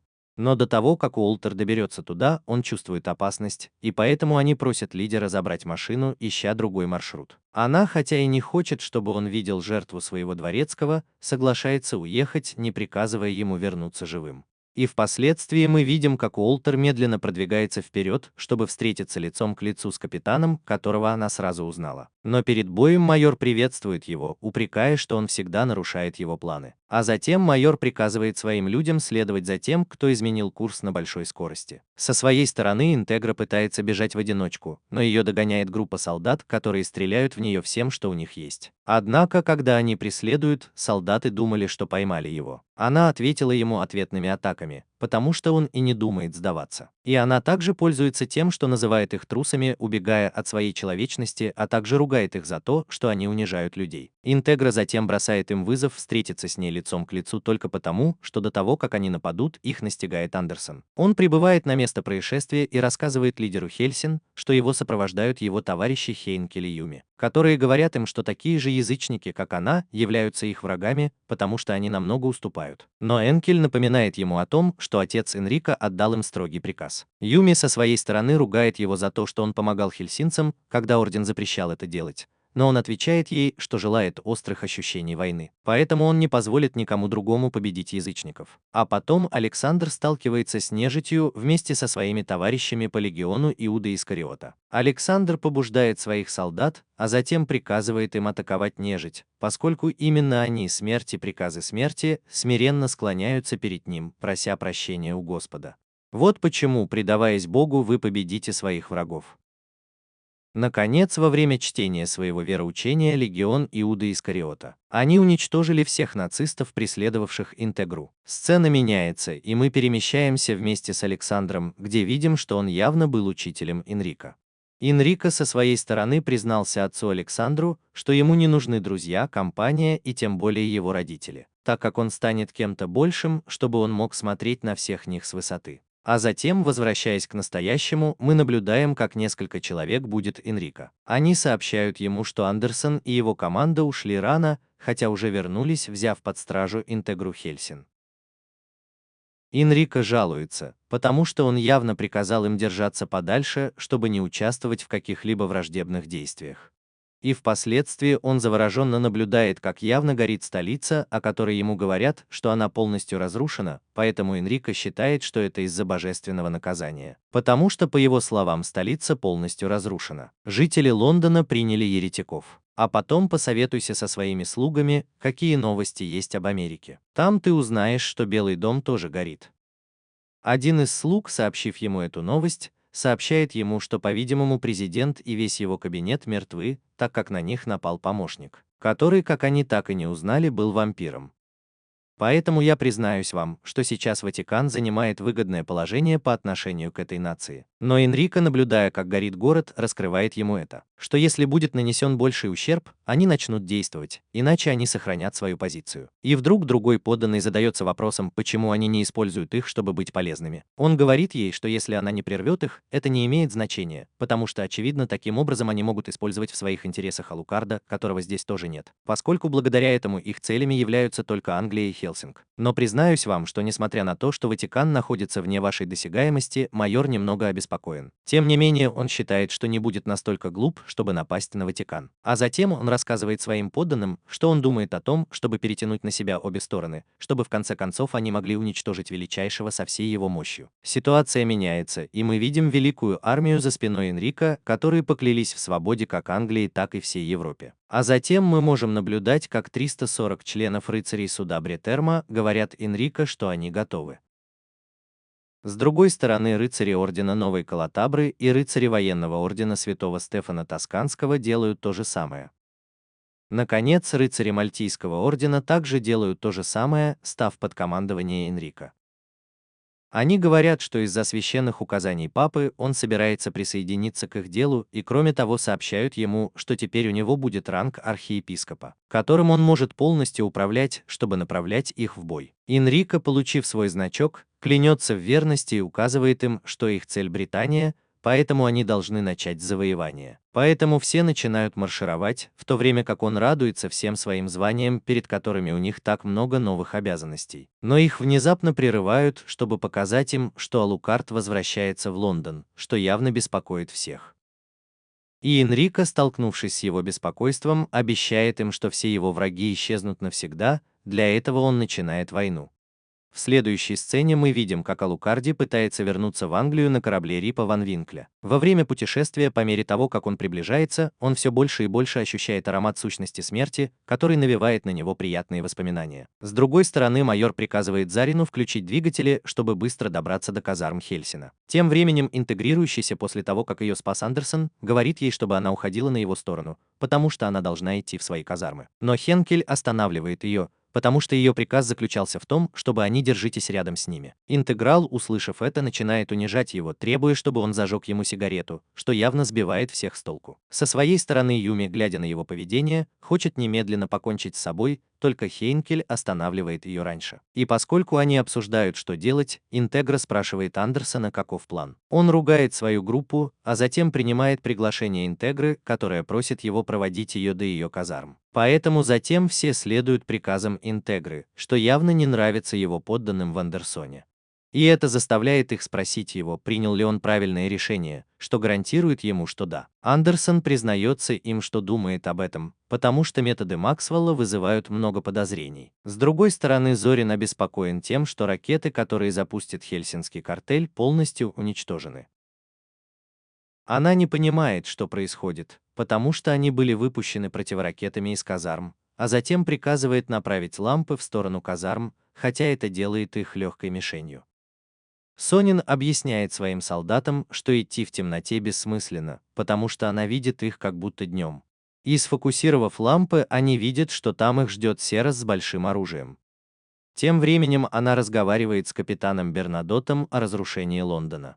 Он признается, что ему никогда не нравился Лондон за то, что он был городом, который буквально не вписывался в это место. Однако, когда он пошел в бар вместе со своими товарищами, а затем, побродив по городу, он обнаружил, что в нем полно хороших людей. Так что у них ничего нет, они участвуют в этой войне и хотят отомстить за их смерть, уничтожив всех своих врагов. Ты услышишь, как он отвечает, что согласен с ним и поэтому готовит свое оружие к атаке со всей своей мощью. И при этом начинает наносить большие повреждения приближающемуся нацистскому кораблю. По этой причине солдаты говорят своему лейтенанту Зарину, что они должны покинуть корабль, но она говорит ему, что уже слишком поздно. И затем приказывает им совершить вынужденную посадку над агентством Хельсинга. Серос, который собирается подойти к кораблю, отказывается слезть с крыши, несмотря на то, что Бернадот просит его уйти, так как он думает использовать свои зажигательные гранатометы для беспощадной атаки. Их атака заставляет нацистов потерять контроль, и они в конечном итоге приземляются на этом месте, тем самым предотвращая разрушение казарм. И благодаря этому все начинают праздновать, пока Сера и Фернандо не скажут тебе, что работа еще не закончена. В следующей сцене солдаты поражены, увидев, сколько монстров все еще живы.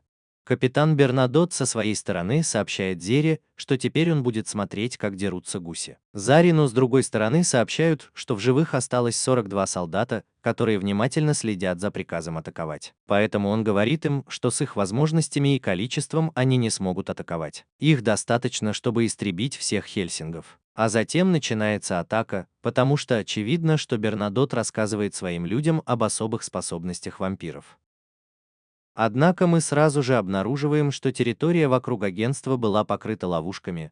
Вот почему многие враги уничтожены установленными минами, о чем Бернадот и рассказал. Гордись. Серос, который наблюдает за всем из окна, признается своему товарищу, что удивлен тем, что он запланировал. И впоследствии капитан приказывает всему третьему этажу забросать вампиров гранатами, в то время как других солдат просит стрелять с этого момента из-за угла, чтобы они не могли даже оглянуться. Через плечо. Голова. Затем их прерывает солдат, чтобы сообщить, что нацисты остановили их продвижение, спрятавшись на холме. Поэтому Бернадот говорит ему, что чем дальше они будут от них, тем лучше, так как в противном случае они просто умрут. И после окончания взрывов Сорин начинает с заклинания, с помощью которого он может превратить свое тело в гигантскую версию самого себя. Эта ситуация поразила всех, и поэтому Бернадот в отчаянии просит сообщить о ситуации, но поскольку его солдаты не отвечают, они решают пойти и посмотреть сами, что происходит. Подойдя к окну, они наблюдают, как перед особняком появился гигант, а Зорин с другой стороны использует свою косу, чтобы разрушить здание, в результате чего погибло много людей. Капитан Бернадотт не верит во все, что происходит, и, видя все страдания, пребывает в шоке от ужаса, но внезапно понимает, что, возможно, он видит только иллюзию, и поэтому вспоминает слова своего учителя. Благодаря использованию своего лобного глаза он пробуждается от иллюзии и поэтому пытается пробудить остальных, но поскольку ему это не удается, он берет свое оружие и, используя свои способности вампирши, стреляет в Зорина, которому удается ранить его в лицо. Так что впоследствии все освобождены от иллюзии, просто Зорин сигнализирует им, что уже слишком поздно. А потом мы видим, как упырь вторгается в картель Хельсинга, уничтожая всех наемников в этом месте, поэтому Серос автоматически вмешивается, чтобы остановить его. Вдруг Бернадотт слышит, как они уже прорвали его оборону. Сцена меняется, и мы наблюдаем, как наемники пытаются помешать им войти через парадную дверь, но им это не удается. Бернадотт, узнав об этом, приказывает своим людям перегруппироваться в сопровождении всего возможного оружия, а затем сообщает ему, что они уже собираются установить баррикаду на этой позиции. По этой причине она должна быть лидером группы, который уничтожит всех ублюдков, вторгшихся в нее. Капитан также признается ему, что она будет его козырем в рукаве и его последней картой перед тем, как они превратятся в еду для вампиров. Серос перед отъездом просит всех остаться в живых, на что Бернадотт говорит ему, что она тоже должна это сделать. А после ее отъезда Бернадотт говорит своим солдатам, что оставить умирать такую хорошую девушку, как она, заслуживает ада в качестве наказания. Они, услышав это, соглашаются, и поэтому капитан указывает им, что если все рухнет, они должны пожертвовать своими жизнями. А затем напоминает им, что они выбрали ад в качестве наказания жизнь наемников, зарабатывающих деньги, поэтому, услышав их имена, они воодушевляются. И это говорит им о том, что пришло время умереть, как паршивые собаки. Наконец-то наемники уходят, довольные тем, что противостоят своему врагу. С другой стороны, майор зачарованно наблюдает за всем этим хаосом и признается своим подчиненным, что все еще хочет новых сражений. В следующей сцене Сорин смеется, обещая никого не отпускать, в то время как его люди очень легко убивают наемников. И впоследствии мы видим, как маленький Бернадотт плачет на глазах у своего отца, когда его отец и его жена уезжают. Дедушка, потому что все говорят, что его семья зарабатывает деньги на войнах, поэтому его отец убийца, и он признается ему, что все это правда. Поскольку его семья более 8 поколений была наемниками, и он также рассказывает ему, что его отец умер в Колумбии, когда пытался заработать деньги на его рождение. Очень удивленный малыш спрашивает своего дедушку, убивал ли он тоже людей, и его дедушка отвечает ему, что это более чем в большом количестве. Поскольку он делал это как хороший наемник только за деньги, но он также признается ему, что те, кто сражается по разным причинам, не знают причины в противном случае, однако они знают, что они важны, хотя он считает, что мог бы сделать все это, не убивая никого. А потом он очень тихо задается вопросом, действительно ли есть причины нажимать на курок. И дедушка говорит ему, что на самом деле необходимы изменения, только поскольку их жизни не стоит так дорого, не стоит вносить эти изменения. И внимательный взгляд его внука говорит ему о том, что самое важное на поле боя – это награда даже выше его жизни. Поэтому, к сожалению, то, что говорят в его школе, правда, потому что они худшие подонки на земле. Бернадотт, услышав это, продолжает плакать, и его дедушка просит его не беспокоиться, потому что однажды он ясно все поймет. И теперь, вернувшись в настоящее, капитан вспоминает его слова, понимая, что он был прав. По этой причине он просит своих людей принести все необходимое, чтобы построить баррикаду. Сцена меняется, и мы наблюдаем большое количество убитых наемников у главного входа. Все еще живые наемники собираются сбежать, и обнаружив, что их пули бесполезны, они также знают, что не могут покинуть свои позиции. Так что в конечном итоге они убиты руками своих врагов.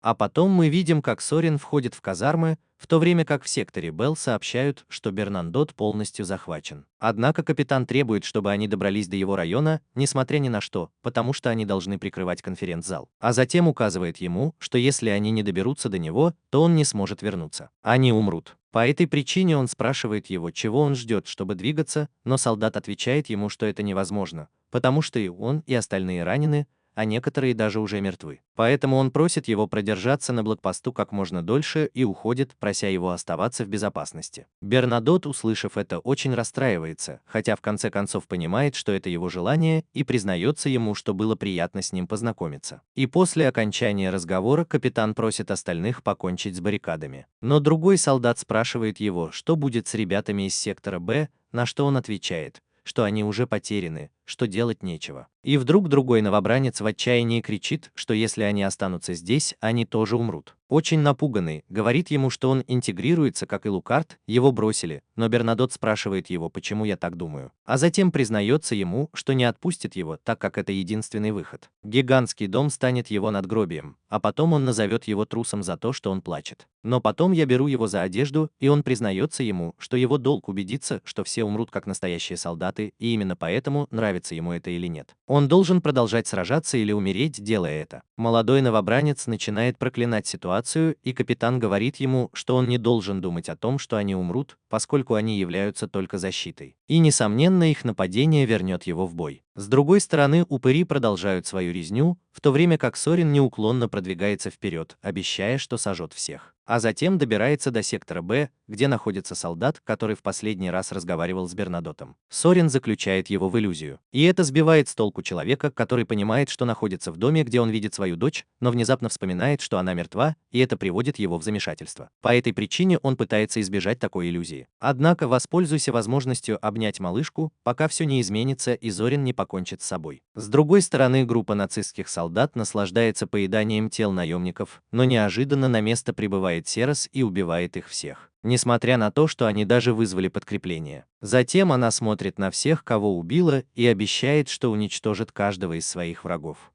Сцена меняется, и мы видим, что враги добрались до баррикады Бернадотта, и несмотря на то, что некоторые солдаты решили сдаться, Бернадотт продолжает отдавать приказы защищать позицию. Но внезапно лейтенант Бернадотт продолжает отдавать приказы. Он сообщает вам, что боеприпасов больше не осталось. Услышав это, он все же решает не сдаваться, и по этой причине лейтенант признается ему, что это напоминает ему о том времени, когда они были в Уганде. Но Бернадотт отвечает ему, что это не так, потому что на этот раз должно было прийти подкрепление. И после этих слов ракета пролетает через баррикаду, что нанесло Бернадотту серьезные ранения, но он делает вид, что это не так, и начинает требовать отчетов о нанесенном ущербе. И поскольку никто не отвечает, он решает осмотреться, где он находит своего лейтенанта, умирающего в агонии со своим полностью уничтоженным телом. С другой стороны, Сорин приказывает своим подданным запустить еще одну ракету, хотя и предупреждает его, что у них осталась только одна. Но прежде чем подданный успевает запустить ее, Серос прибывает ему в спину и убивает его. Его жизнь. И впоследствии мы видим, как она побеждает множество нацистов. Сорин, увидев ее, легко узнает в ней того, кто уничтожил их корабль, что приводит ее в ярость.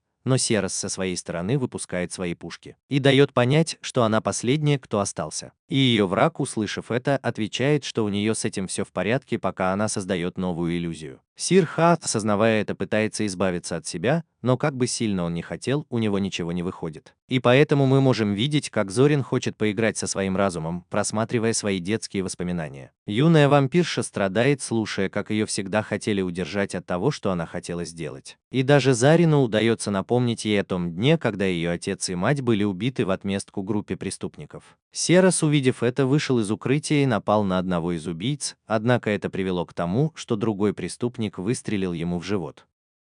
И когда он умирал, он мог наблюдать, как убийца, которого он ранил, издевался над мертвым телом его матери, что совершенно не понравилось маленькой девочке, которая была убита. Это травмировало бы. Поэтому он паникует, и вдруг Зорин, воспользовавшись его состоянием, отрубает ему руку, а затем снова ранит ее.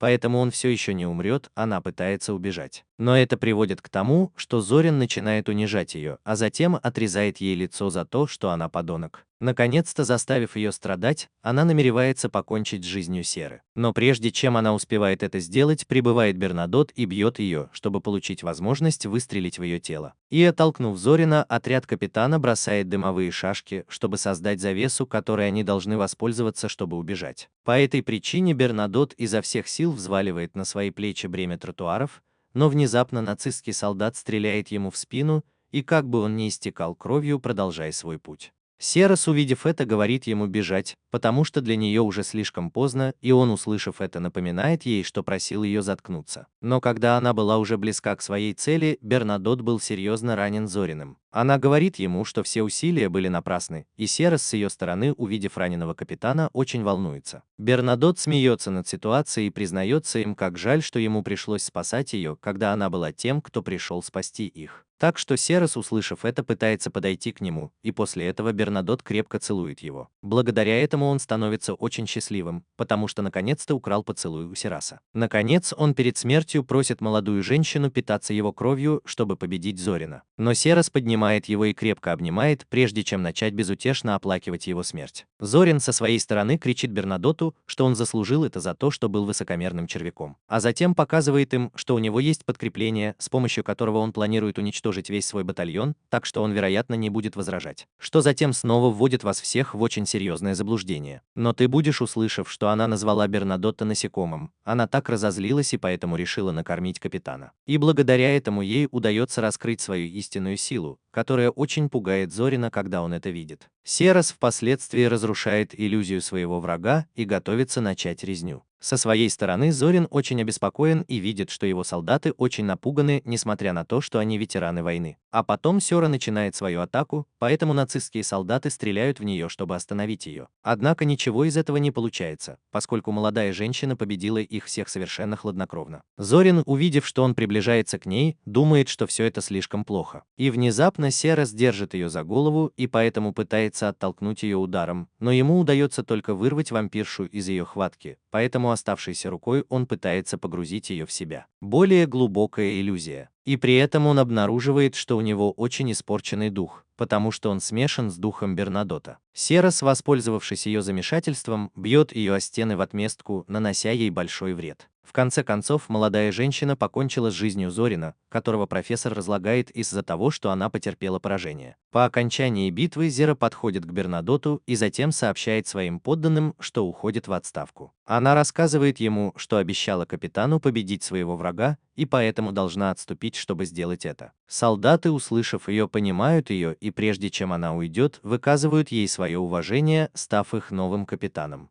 Сера улыбается, а затем быстро уходит, используя свое умение летать. Сцена меняется, и мы переезжаем туда, где некоторые люди, которые находятся в агонии, видят гигантского ангела, который поражает их. И внезапно несколько ангелов появляются над городом, наполняя горожан надеждой. Но внезапно вы слышите голос Энрико, который сообщает им, что он представитель ангела смерти. Так что теперь Инквизиция вынесет свой вердикт в отношении обвиняемых из Великобритании и монстров.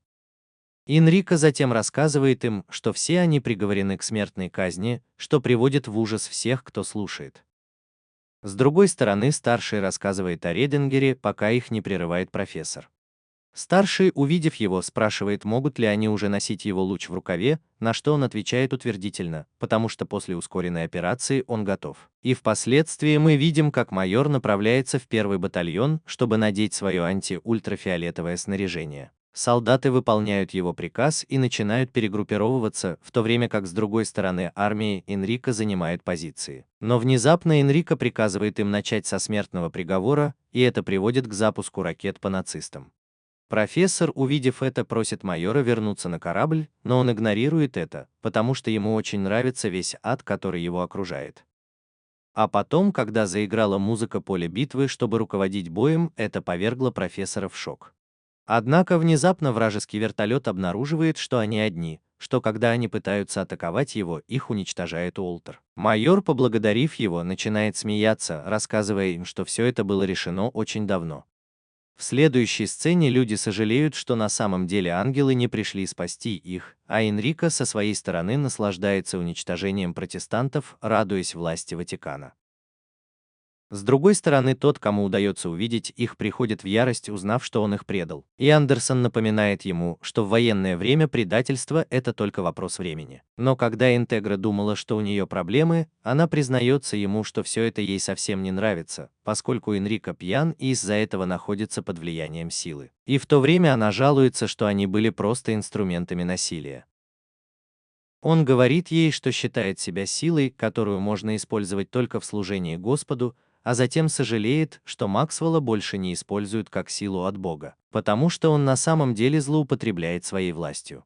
Хейнкель, услышав это, прерывает его, чтобы передать приказы архиепископа, которые заключаются в том, чтобы выучить и сдержать Интегру. Но в то время как его товарищи указывают на Интегру, отец Андерсона отвечает ему, что ему не нравится этот приказ. Его слова очень удивили Хейнкеля, и услышав, как он настаивает, он повторяет, что на этот раз ему это не нравится. И вдруг Сера прибывает на место, чтобы спасти своего лидера, который спрашивает его о состоянии штаба. Серас говорит ему, что на них напала большая компания, которая все разрушила, хотя теперь они уже победили врага. Однако говорит ему, что в обмен на это Бернадот умер, на что Интегра спрашивает его, выпил ли он его кровь. Она отвечает, что да, вот почему члены организации Искариотов направляют свое оружие на Серу, но Андерсон останавливает их, потому что она не соперник, которому он может противостоять. Они могут справиться, и затем он признается близким, что его взгляд, кажется, исходит из котлов ада, поэтому он спрашивает его, кем он стал. И внезапно они оба замечают присутствие Алукарда. Сцена меняется, и мы наблюдаем, как с реки поднимается густой туман, который защищает корабль-призрак. Но с корабля Прота улыбается, а затем начинает атаку. Лукар оказывается между силами Энрика, в результате чего Андерсон и капитан-нацист также появляются на месте происшествия. Они подходят к очень расстроенному Проте, а с другой стороны майор, который все наблюдает, анализирует силы, которые будут сражаться на войне. Прота со своей стороны умоляет Интегру отдать приказы тому, о чем просит его Интегра, чтобы он окрасил своих врагов в кровавый цвет. Так что в основном он должен искать и уничтожать, не оставляя никого на этом острове в живых. А Лукард, услышав ее, принимает ее приказы, и поэтому лидер высвобождает всю силу Проты, чтобы она могла атаковать. А затем мы видим, как Алукард начинает призыв, который беспокоит всех. По этой причине Андерсон, как и капитан, атакуют Прота со всей своей силой и людьми. Очень обеспокоенный Андерсон, как и все, знает, что если этого монстра не победить, результаты будут катастрофическими, и пока все стреляют в Лукара, он продолжает высвобождать свою силу в ожидании пробуждающихся душ. Наконец-то, прекратив стрельбу из Прота, он призывает своих существ и атакует прямо на армии. Затем он переходит к вторжению на поле битвы со своей собственной армией нежити. Энрико, увидев это, очень напуган и не может поверить, что это возможно.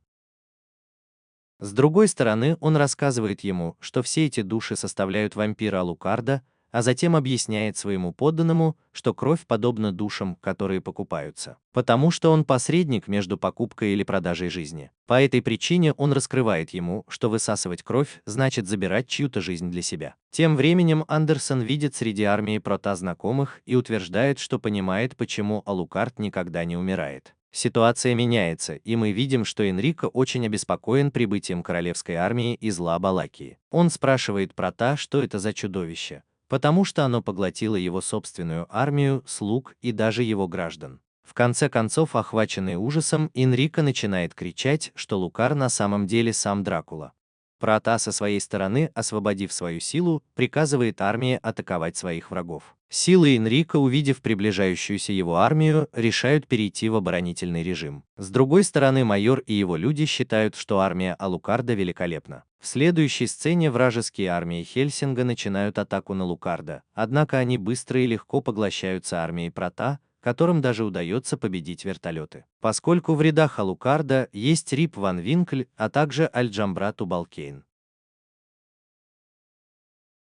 Энрико, который находится в своем собственном транспорте, находится в шоке от всего, что происходит, и внезапно слышит, как его люди умоляют его отдать приказ отступать. Потому что это больше не битва. Тот, кто ослеплен властью, отказывается выполнить вашу просьбу, потому что он архиепископ. Но внезапно его транспорт сбит, и он попадает на линию огня армии Прота. Энрико сначала пугается, пока не замечает, что его защищает армированное стекло, и поэтому он насмехается над ними, но к его удивлению, один из ножей Андерсона пробивает стекло. Андерсон напоминает ему о том, что именно Искариоты несут божественное наказание земле.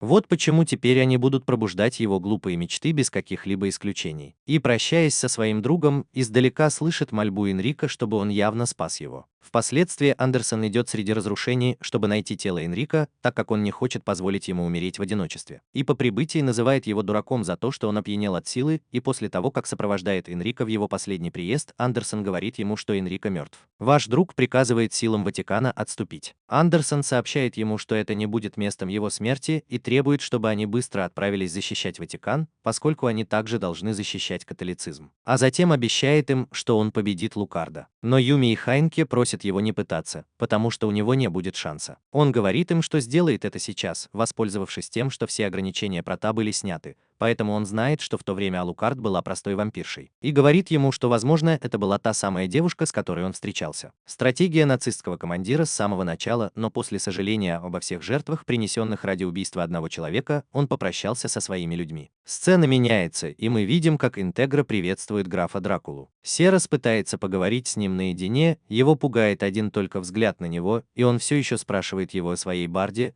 но Прота не говорит ему ни слова, так как он подходит к ней и ласкает ее, как будто он его отец, и вдруг Андерсон прерывает их, готовый напасть на Прота, которому удается его остановить. Но затем начинается жестокая схватка, в которой оба бросают все, чтобы покончить с жизнью друг друга. Во время боя с Лукаром он радуется, видя, что его враг пытается вонзить штык в его сердце, как 500 лет назад. Андерсон, услышав это, обещает ему, что на этот раз убьет его, а затем бросается в атаку. Но Эль Прота защищается, используя свои пистолеты, изготовленные Уолтером, и благодаря им ему удается ранить своего врага. Затем Алукард спрашивает его, что он думает делать, столкнувшись с монстром, так как у него мало шансов на успех, но Андерсон отвечает ему, что хотя его шансы близки к нулю, он все еще не может решить, что делать дальше. Этого достаточно, чтобы покончить с этим. Майор со своей стороны наблюдает за происходящим со своего корабля и радуется, что все будет уничтожено, даже Лукард. Тем временем битва между Прото и Андерсоном продолжается, хотя у отца все тело изуродовано, поскольку Андерсон использует свою силу воли, чтобы встать и уйти. Снова бросить вызов Протону. Лукарда восхищает его человеческое поведение, и увидев, как он нападает, он посылает своих подданных против него. Однако отец в равной степени пробивается к вампиру, который с нетерпением его ждет. Лукару хочется, чтобы он пронзил его сердце, как это сделал Авраам ван Хельсинг,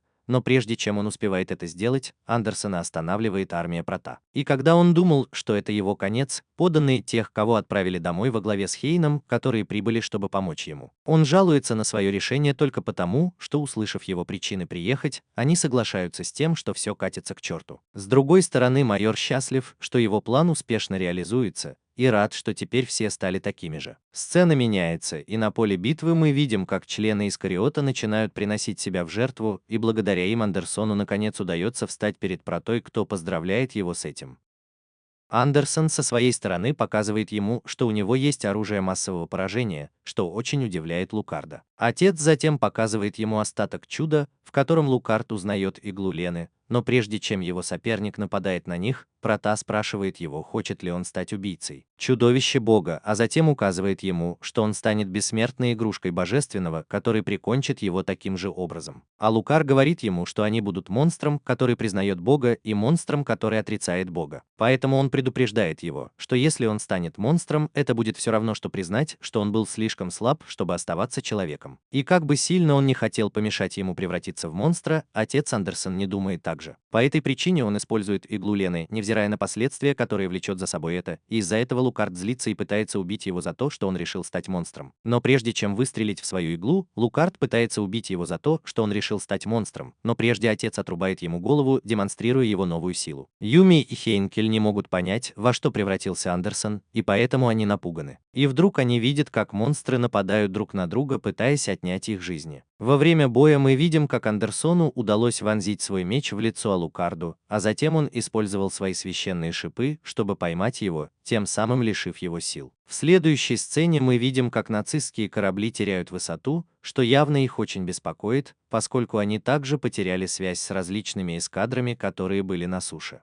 Но когда им понадобились приказы майора, их лидер попросил их прекратить шуметь, потому что они явно его беспокоят. А затем он предлагает им хорошенько проанализировать происходящее, потому что потеря небольшого корабля этими солдатами несерьезна. Майор затем просит своего капитана на борту раздать оставшиеся боеприпасы рядовым солдатам. Он отвечает ему, что у него недостаточно боеприпасов, на что его начальник рекомендует ему дать им все, чем они могут ударить, и кроме того просит его, чтобы после того, как он позаботится о вооружении, он раздал оставшиеся боеприпасы рядовым солдатам. Каждый также должен организовать свое последнее наступление. Но пока майор развлекался, распевая песни, его капитан не подчинился отданным ему приказам. По этой причине он останавливает его, жалуясь, что они не СС, так как вместо этого они являются военно-морскими силами Германии, поэтому он признается ему, что проделал этот путь, следуя его указаниям. Ваши приказы. Вот почему я не посылаю людей просто умирать. Майор, услышав это, удивляется Зеленому, который мог наблюдать всю войну и до сих пор не понял, что такое настоящая битва. Затем он начинает стрелять, хотя все его попытки потерпели неудачу. По этой причине он приказывает своим людям казнить их за предательство. Наконец он снова приказал всем приготовиться с оружием, которое все еще доступно, потому что они полностью контролируют войну. С другой стороны, мы заметили, что Лукар умирает, и по этой причине он выглядит таким же маленьким. И из-за этого мы узнали, что маленький Прота был частью группы служителей Бога, но однажды кто-то более высокопоставленный решил надругаться над ним, и не просто так. Он был ребенком, однако поскольку у него была большая вера в Бога, он все еще продолжал сражаться от его имени. Поэтому теперь его версия вампира спрашивает его, не сходил ли когда-нибудь на них Бог,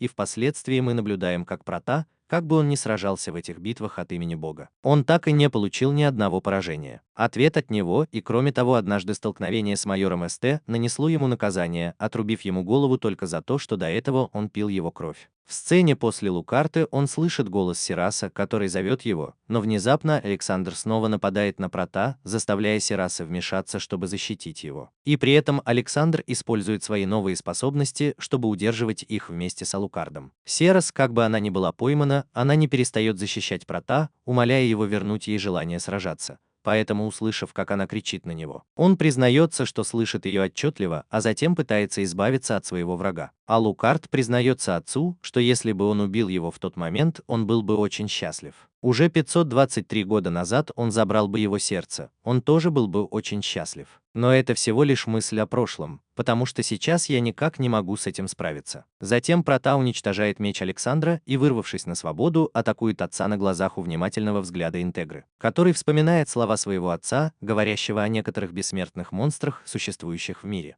И в дополнение к тому, как он задается вопросом, действительно ли эти монстры были теми, кто принял решение о своем бессмертии, поскольку все они стремились к бесконечным войнам или кровопролитиям, оставляя вокруг себя только страдания. Однако он не верил, что это то, чего они хотят, потому что на самом деле он думает, что то, кем они хотят быть, это понимание. И затем мы видим, как Проте удается пробиться сквозь защиту Александра, пока он не доберется до его сердца. Наконец, Лукарду удается победить его, а затем он начинает сожалеть, что с Александром та же жалкая история, что и с ним. Но внезапно отец смеется над ним и, попросив его не плакать, спрашивает его, что за детский страх так его пугает. На рассвете Александр напоминает ему, что, став демоном, ему больше не нужно было плакать, а затем просит позволить ему услышать его смех высокомерный, прежде чем он просто исчезнет. Но прежде я посоветуюсь с вами, чем дольше вам придется оставаться в этом жалком смертном существовании. А Лукард отвечает, что не будет этого делать, пока грехи его прошлого не достигнут его и не будут поглощены его будущим. И впоследствии Прота прощается, обещая, что они увидятся в подвешенном состоянии. Сцена, которую мы видим, как Интегра выражает свое уважение, в то время как Александр прощается с остальными, прося не оплакивать его. И после его смерти мы можем наблюдать, как многие здания разрушены самим Уолтером, что удивляет всех.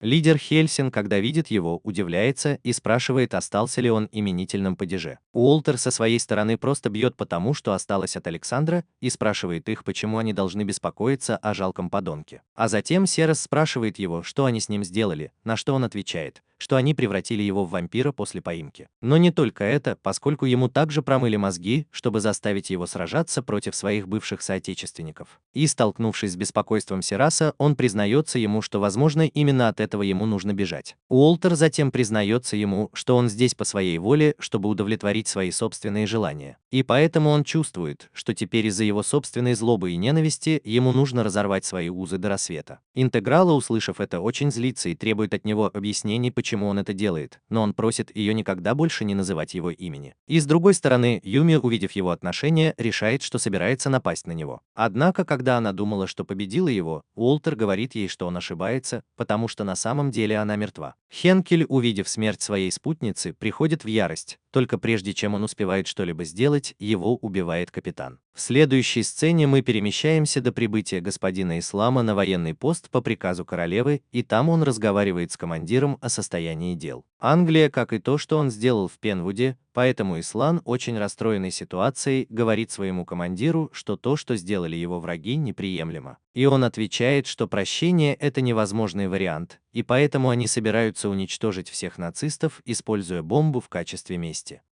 Но он также сообщает Айлану, что после того, как он выпустит ее, в полдень ему нужно будет очистить зону от вампиров и оккультных явлений. И кроме того, учитывая, что он уже мобилизовал постоянные силы, в Лондоне существует проблема, которая заключается в том, что они могут только сдерживать это. Из-за того, что его величество показывает вам вместе с некоторыми крупными шишками, что они даже говорят о реализации окончательного решения. Ислам, услышав это, спрашивает его, является ли это ядерным решением, и когда он получает утвердительный ответ, он беспокоится. Но командир уверяет его, что это только последний вариант, потому что очевидно, что они будут бомбить свою собственную страну, в крайнем случае. И по этой причине ее величество все еще верит, пока есть кто-то, кто борется за спасение Лондона. Мистер Ислам, услышав это, понимает, что это потому, что Интегра все еще продолжает сражаться. Но внезапно его союзник спрашивает его, считает ли он, что их предал кто-то за круглым столом. Айлан в первую очередь защищает Пингвуда, что он никогда его не предавал. Поэтому его союзник напоминает ему, что они единственные двое из оставшихся в живых участников круглого стола, и по этой причине спрашивает его, кто из двоих был предателем. На что Айлан отвечает ему,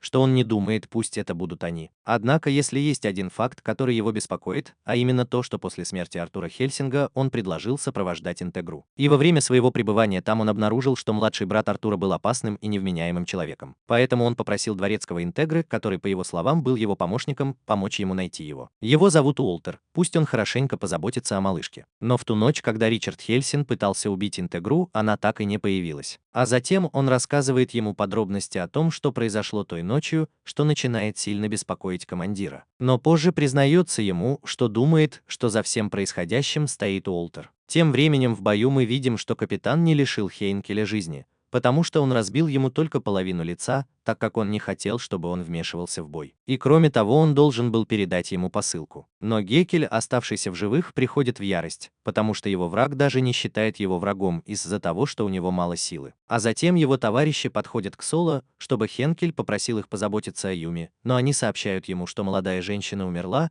что огорчает его. И они одновременно очень злят Хенкел. Хенкель решает продать свое лицо как может и просит у своих товарищей оружие, потому что хочет отомстить Уолтеру. С другой стороны, Уолтер требует, чтобы Протав встал, чтобы они могли драться. Однако Лукард начинает смеяться и напоминает ему, что однажды он сказал ему, что не хотел бы идти легким путем. Поэтому он признается ему, что увидев, как он превратился в монстра, ему это не нравится, потому что он предпочитал его стареющее тело. Уолтер отвечает ему, что он сделал это, чтобы стать настоящим ангелом смерти. По этой причине он снова требует, чтобы он встал, чтобы сразиться, на что Прота отвечает ему только тем, что теперь они оба не более чем собаки. По этой причине Лука напоминает ему, что домашние собаки не лают друг на друга, а затем просит Интегру дать ему несколько советов. Отдавайте свои приказы, обещая, что его прикажут убить. Явно имея в виду, что все его тело сделает то, что необходимо. Но прежде чем она ответит, он напоминает ей, что он может делать все, даже если всегда спускать курок будет она. Услышав это, он закуривает сигару, но затем приказывает Протону искать и уничтожать, как он всегда делал. Поэтому он здесь, чтобы уничтожить все препятствия, которые появляются на его пути. Для Хельсинга не имеет значения, в чем или в ком проблема. Ситуация меняется, и майор со своей стороны очень рад, что Интегра решила уничтожить своего дворецкого. Со своей стороны Лукарда принимает его приказы, в то время как Уолтер рад, что Интегра приняла его решение. Она очень огорчена его раздражением и признается ему, что ей все равно, как он дошел до этого. Но он помнит, что он один стал врагом Хельсина и Великобритании, и поэтому они должны его отменить.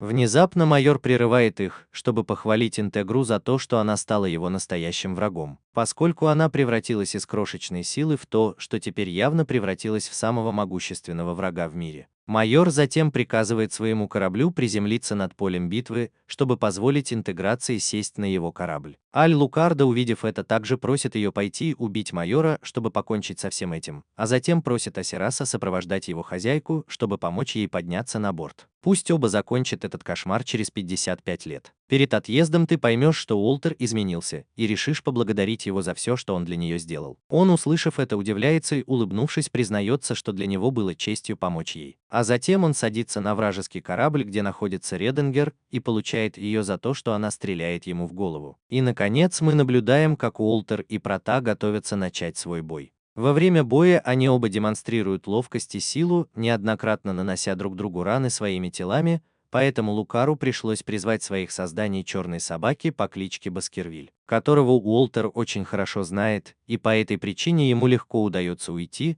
что приводит к тому, что он просит Лукарда атаковать его всем, что у него есть. Но когда он пытается атаковать его, используя свое оружие, Уолтер манипулирует им, нанося ему рану возле лица. Дворецкий напоминает ему, что именно он создал ее, и что он сделал ее только для того, чтобы сразиться с Андерсоном, и внезапно их прерывает появление Люка Валентина, который появился из того, что осталось от Баскервилей. Затем он просыпается и с удивлением наблюдает за всеми разрушениями вокруг себя, но Уолтер, увидев это, использует свои способности, чтобы забрать его душу, поскольку таким образом он мог бы использовать его в качестве своего инструмента. Однако Дворецкий замечает, что его тело начинает давать сбои, что его явно очень беспокоит, и впоследствии он снова начинает галлюцинировать, используя Люка. Прота удивлен, увидев его живым, и насмехается над тем, что его собака даже не была достаточно хороша, чтобы направить его. А затем поднимает свой пистолет, чтобы попытаться разорвать путы Уолтера, которые явно держат его в качестве своей марионетки. Тем временем Уолтер с другой стороны истекает кровью изнутри, и поэтому старается не умереть в этот самый момент, а затем встает, сохраняя позу, чтобы снова подготовиться к бою. И в следующей сцене он манипулирует своими марионетками, чтобы выстрелить в Прота, который решает получить все, что ему нужно. Последствия, поскольку она также думала о том, чтобы позволить себе быть пойманной в ловушку, чтобы у нее был шанс покончить с Люком. Наконец-то, покончив с ним, его соперник прибывает на место происшествия, чтобы доказать ему, что он его поймал. Уолтер приводит в действие свои приемы и четвертует Прота, в результате чего он становится очень ослабленным, поэтому он пытается броситься к сердцу Лукара, чтобы покончить с собой. Его жизнь. И добившись этого, когда он думал, что все кончено, Лукард показывает ему, что он сильно ошибается, поскольку на самом деле он появляется позади Уолтера, поздравляя его с тем, как он уничтожил его марионетку. Лукар затем бьет его, требуя, чтобы он все еще не бросал полотенце, когда я нанес ему только один удар. Позже он говорит ему, что у него проблемы из-за процесса, который они использовали, чтобы превратить его в вампира. Уолтер со своей стороны страдает от боли, постепенно превращаясь в ребенка из-за способности к регенерации. И Прота, увидев это, начинает смеяться над ним, что приводит Уолтера в ярость, который просит его прекратить играть, но продемонстрировав ему свою новую форму. Лукар признается ему в этом, что независимо от того, какой из них он использует, ни один из них не имеет для него значения.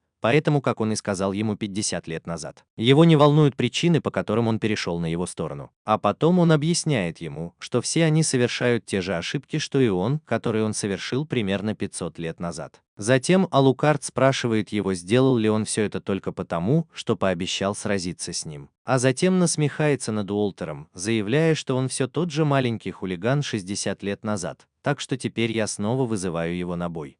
На сцене мы видим, как корабль майора взрывается по частям, что очень удивляет Уолтера.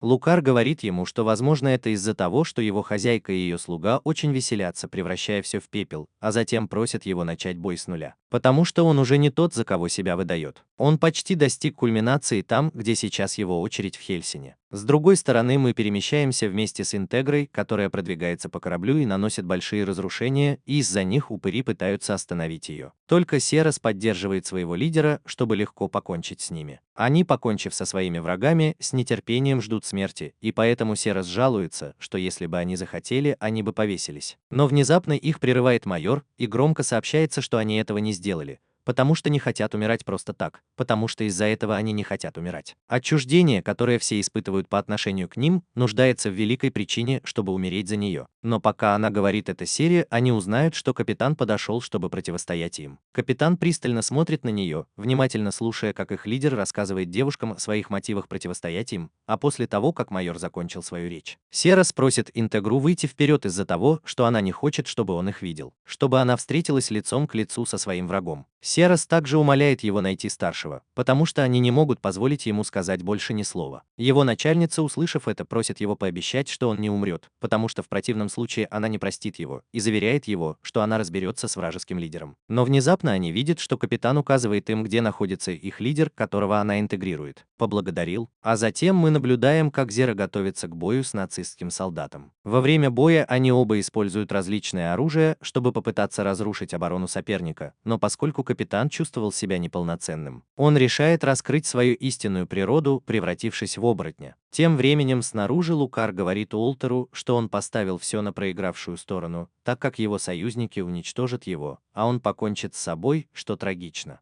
Затем Прота показывает ему, что, будучи предателем, мы проявим к нему милосердие, потому что он никогда не делал этого ни с кем. В следующей сцене мы видим, как Лукард начинает собирать кровь со всех воинов, которые пали, потому что они голодны. Со своей стороны майору сообщают, что все идет так, как он и предсказывал, и, услышав эту новость, он становится счастливым, потому что это принесет ему победу. А потом объясни профессору, что он никогда не считал Лукарда ни вампиром, ни человеком, а скорее замком. Так что это что-то вроде реки смерти с скоплением трупов, которыми командует по воле тирана. И по этой причине все это время я думал о том, как победить его из-за его способности изменять свое тело. Майор впоследствии рассказывает обо всех способностях, которые он обнаружил у Праты, и жалуется, что он ничем не обладает, потому что он просто человек. И вот почему он признается профессору в том, что у него нет ничего, кроме того, что он человек. Что он хотел бы быть вампиром, потому что это увлекательно быть бессмертным, чтобы сражаться вечно. Однако сила сделать это напоминает ему о том, как во время войны он был убит в бою, но перед смертью он смог засвидетельствовать, сколько пролитой крови пыталась забрать его душу, и как в его сердце душа и жизнь принадлежали ему, и что он не позволил, чтобы эта кровь заставила его слиться с кем-то другим, поэтому он не мог позволить, чтобы его душа и жизнь принадлежали ему. Что с того дня, увидев, каким замечательным был Лукар, она начала завидовать ему, мотивируя это своим желанием, чтобы он явно был ее врагом. И впоследствии, когда он идет рядом со своими самыми верными союзниками, он признается нам, что готовил эту войну около 50 лет назад. В следующей сцене майор счастлив, потому что все 50 лет подготовки прошли. И как раз к этому моменту, поскольку когда Алукард нарушает свои последние ограничения и освобождает всю свою семью, он начинает понимать, что это не так. В этой жизни ему явно удастся побыть одному в замке. Но до тех пор, пока этот момент не наступит, он беспокоится, что Лукар снова выпьет много крови, потому что все это сделает его ужасным, и он считает, что это несколько несправедливо, потому что он становится и на жизнь, и на смерть мошенником, поэтому он спрашивает Лукара, не хочет ли тот снова пить много крови, потому что все это сделает его ужасным. Профессору нравится убивать короля несчастий, и по его молчанию он понимает, что для этого он спланировал этот момент, когда Лукард выпьет отравленную кровь, как это делают тираны, пьющие отравленное вино в своем собственном высокомерии. С другой стороны, Серос, которая тренирует капитана, очень хочет увидеть его истинную форму. Оборотень нападает на молодого человека, нанося ему большой вред, а также рассылая его по разным частям корабля. Серос, видя его затруднительное положение, считает, что она слишком сильна, и поэтому автоматически начинает сдаваться. Однако внезапно Бернадот напоминает ему, что она не такая. А затем просит его не сдаваться, сдавайся так легко. Она слышит его взволнованный голос, и Бернадот просит ее проснуться и вместе покончить со своим врагом. А затем Бернадот указывает Аэрасу, как он должен атаковать своего соперника. Но капитан, уклоняясь от его атак, смеется ему в лицо, показывая, что он настоящий монстр. И из-за боя Сера понимает, что они находятся там, где нацисты хранили все свое золото в течение 50 лет. Поэтому Бернадот напоминает ему, что они воры, а не армия, которая явно превращает их в мусор. Серос, услышав его слова, приходит в ярость на нацистов, и внезапно его соперник бросает в него серебряную монету, так что Бернадот указывает ему, что, возможно, он хочет, чтобы они использовали ее на нем, потому что он не может больше ждать смерти, а затем оба видят, что их враг готовится атаковать. Вот почему Бернадот приказывает Сере не уклоняться от него, но после нападения на Бернадота он требует от молодой женщины атаковать всем, что у нее есть. Она прислушивается к его совету только когда обнаруживает, что капитан может предсказывать его атаки, но все же ей удается поймать его, используя свои способности вампирши. А затем Бернадот убивает врага. Наконец-то мы видим, как оборотень умирает с улыбкой на лице из-за того, что он явно жаждал этого.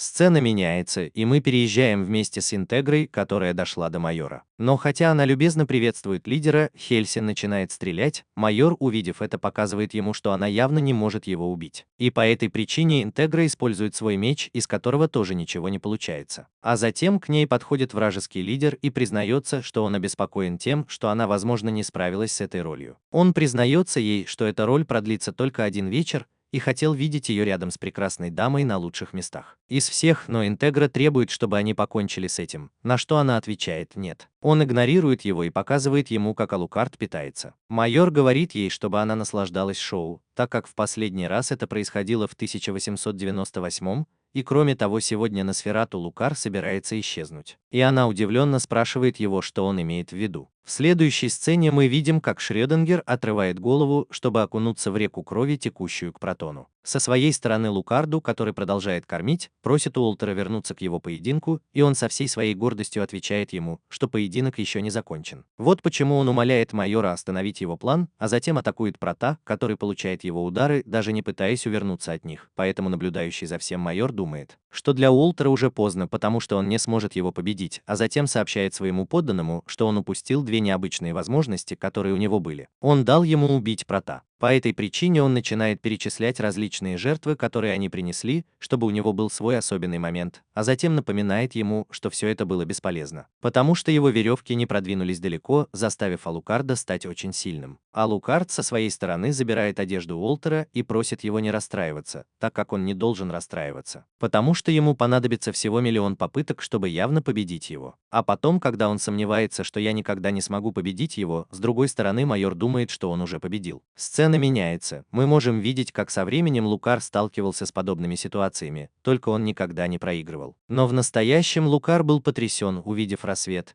и это вызвало у него ностальгию при воспоминании об их прежних жизнях. При этом он заметил, что он всегда смотрит на одно и то же, когда собирается умереть. Вместо этого он размышляет, что всякий раз, когда он смотрит на этот свет, он думает, что он очень красив, и внезапно его форма начинает меняться, когда их поглощенные души начинают угасать. Так что Интегра, увидев это, спрашивает своего врага, что он сделал с тем, что он напоминает ей о том, что Лукарта ассимилировала природу Редингера, который является шиширским котом, который прыгает между мирами света и света, вероятности существования которых неизвестно. По этой причине, пока он сохраняет свою личность, он будет везде и нигде одновременно, но теперь, когда он слился с сознанием 3 миллионов, ему больше не удается идентифицировать себя, и из-за этого он ни мертв, ни жив, в результате чего Алукард остается просто коллекционером мнимых чисел. Однако Интегра и не думает сдаваться и требует от Прота, чтобы он не закрывал глаза, но Алукард не может выполнять ее приказы, и тогда он прощается с ней. Интеграл, услышав их, приходит в ярость, пока весь корабль майора не начинает взрываться. Майор со своей стороны говорит ему, что отдал все Проте, а взамен забрал у него все, что у него было, чтобы потом стереть его. А потом радуется, что это первая победа, которая явно есть в его военном архиве. Но внезапно Сёра прибывает на место после того, как прикончил своего соперника, и он говорит ему, что, похоже, именно они собираются его убить. Уолтер, с другой стороны, очень счастливо смеется из-за того, что наконец-то ушел Лукар,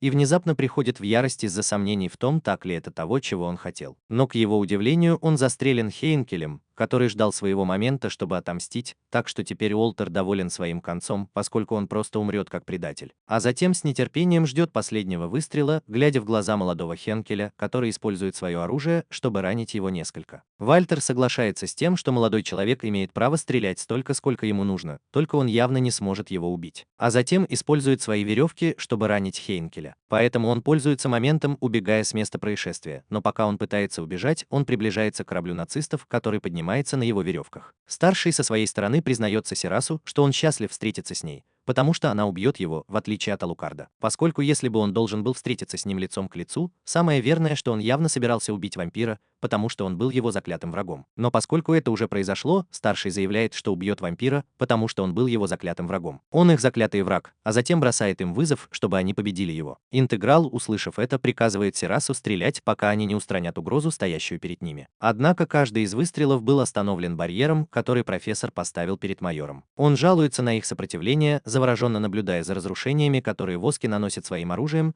но после нескольких выстрелов его защита исчезла. И поэтому Интегра говорит ему, что все кончено, только увидев его, она обнаруживает истинную природу майора, который был машиной, и он говорит ей, что он человек, которому отказано в том, чтобы быть машиной, на что Интегра показывает ему, что на самом деле он монстр, но майор отвечает, что это не так, поскольку он все еще человек, потому что он все еще сохраняет свою волю. А потом он рассказывает ему, что одним монстром был Лукард, которому нужна была кровь, чтобы сохранить свою душу, поэтому он потреблял других, чтобы выжить. И затем он просит его не сравнивать его с кем-то таким слабым, потому что пока у него есть воля, он будет человеком, независимо от его внешности. В конце концов он признается им, что ненавидел Прота, потому что он монстр в человеческой форме, а человек в форме монстра. Позже он рассказывает ему, что все войны начинаются потому, что существуют две стороны, как они это делают сейчас, и из-за того, что они такие разные, была объявлена война. друг другу на много-много лет. Интеграл, услышав это, принимает его предложение начать войну и по этой причине вступает в бой, а затем мы видим, как майор стреляет в лидера Хельсин. Не имея возможности причинить ей вреда, поэтому Интегра оказывается напротив него, чтобы покончить с собой. Ее жизнь, и после того, как они оба стреляют в него, он рад, что выстрелил точно в лицо Интегре, только ей удалось попасть ему в мозг. Вот почему мы можем видеть, что майор умер счастливее, чем на войне, после того, как серьезно ранил лидера Хельсинг. Наконец, после ее смерти, Интегра думает, что это была не война, потому что он просто надеялся испустить последний вздох, то есть он практически позволил себе убить. По этой причине его абсолютным возмездием является смерть. И она также жалуется, что ни одна его часть не была человеком. И когда все начинает разгораться, Интегра понимает его, что люди всегда убивают монстров, потому что это явно их долг. С другой стороны, мы видим, что профессор отказывается от того, чтобы все закончилось, и поэтому он задается вопросом, что он должен делать. А затем он начинает собирать свои исследования, чтобы распространять их по всему миру. Но внезапно Уолтер спрашивает его, куда он думает уехать, и из последних сил ставит под сомнение исследования профессора, который злится на него, услышав это. И думает, что все это была просто комедия, и по этой причине обещает ему, что он никогда не забудет об этом. Что однажды он превзойдет Лукарда в том, что Уолтер говорит ему, что они оба умрут из-за того, что были неудачниками. А затем ловит его своими веревками, заставляя профессора упасть на землю, но при этом он обнажил труп Мины Аркер, что позволяет Уолтеру понять, что он делает. «Я учился так, как Мина Аркер — единственное существо, которое кормило тебя и кормило Лукара, тем самым положив начало всему. Потому что, согласно слухам, Хельсин победил Дракулу, что заставило его стать человеком. Однако Дракула не умер, так как он все еще был внутри нее, и что бы ни случилось, он всегда останется там. И это потому, что кровь вампира не может быть уничтожена никакими священными таинствами, святой водой, распятием или чем-то подобным. Поэтому теперь Уолтер говорит профессору, что кровь вампира не может быть уничтожена с помощью каких-либо священных таинств, святой воды, распятия или чего-то подобного. Что, несмотря на то, что он эксгумировал труп Прота, он сделал его еще более мертвым. Единственное, что он получил, это испорченные копии, и по этой причине он считает, что это комедия, и внезапно на профессора падает груз самолета, что приводит к его смерти. И счастье явно Уолтера в тот момент, который сожалеет, что не был тем, кто победил Лукарда, и из-за этого курит сигару. Последняя сигарета прощается с Интегрой, но не зная, на что она способна. Когда ее душа покидает ее тело, это заставляет ее сильно опечалиться. И тогда Интегру заберут, чтобы они обе сбежали с корабля разрушения. В следующей сцене мы наблюдаем, как солдат расследует инцидент с биотеррористическим актом, который был одновременно американским и английским, который также известен как случай с Цепелином, в котором погибло 64 300 американцев и 3 718 917 английских жертв. И впоследствии мы видим, что в результате этого инцидента погибло 64 300 американцев и 3 718 917 англичан, который говорит своему союзнику, что он должен решить эту проблему, предотвратив то, что произошло 30 лет назад. Командир говорит Айрленду, что когда у него такое лицо, он похож на своего прадеда. Сцена меняется, и мы переезжаем вместе с Сирасом, который наблюдает за занятиями Интегры по фехтованию, но внезапно их прерывает Макуби из 13-го отделения Ватикана, в котором Интеграл ругает его за то, что он пришел на урок фехтования. Он и его люди признаются ей, что они зашли так далеко, потому что им не нравится ждать, кроме того, что о них явно плохо заботились. Но Интегра просит их вернуться туда, где они были, чтобы дождаться ее, потому что она не хочет, чтобы они свободно ходили по кругу, и после их ухода они сообщают Макубе, что им не нравится ждать, и она просит их вернуться туда, где они были, чтобы дождаться ее. В этом месте почти нет охраны, и поэтому они могут победить их и напасть. Однако Хейнкель зовет слепого сопляка к своему напарнику и затем показывает ему систему безопасности этого места, что удивляет молодого человека, который задается вопросом, что это было, и его начальство сообщает ему, что это тень Серас Виктории, но тем не менее Хайн, который предлагает: «Я призываю их занять по крайней мере половину круглого стола», и Аль-Каида отказывается, потому что они уже многое потеряли, как и Ватикан, который потерял власть после 9-го крестового похода. В следующей сцене мы переходим в подземную тюрьму, где находим гроб Алукарда, а затем в течение ночи наблюдаем, как гроб наполняется большим количеством крови. Поэтому через мгновение Алукард молча подходит к Интегре, чтобы высосать ее кровь. Но прежде чем мы успеваем это сделать, она начинает снимать то, что привлекает внимание Воска. Они будут удивлены, узнав, что это Алукард, который уже вернулся. Воск со своей стороны становится очень счастливым, и Интегра ругает его за то, что он пришел так поздно, но он говорит ей, что это потому, что он убивал себя внутри. А потом он рассказывает ей, что убил всех, кроме одного, и именно поэтому он наконец добрался сюда. Однако это не главное, потому что он рассказывает ему, что теперь они везде и нигде. но поскольку Интегра настаивает, что он прибыл слишком поздно, он Прота извиняется перед ней, которая автоматически предлагает ему выпить ее кровь. И после того, как он соглашается, лидер адских демонов подходит к вампиру, чтобы он мог попробовать ее кровь. И на этом аниме заканчивается. И если ты дошел до той части этого видео, не забудь прокомментировать секретное слово, которым будет война. И не забудь оставить свой лайк, нажать кнопку подписки и активировать колокольчик, что очень важно. Кроме того, если ты хочешь поздравить меня в одном из видео или хочешь порекомендовать мне аниме, чтобы подвести итог в следующем видео, подпишись на меня в Instagram, который будет по ссылке в описании, и я добавлю, что это очень важно. В комментарии исправлено, так как очень скоро я буду приветствовать всех, кто последует за мной туда. И не говоря больше ни слова, Пина Кола прощается.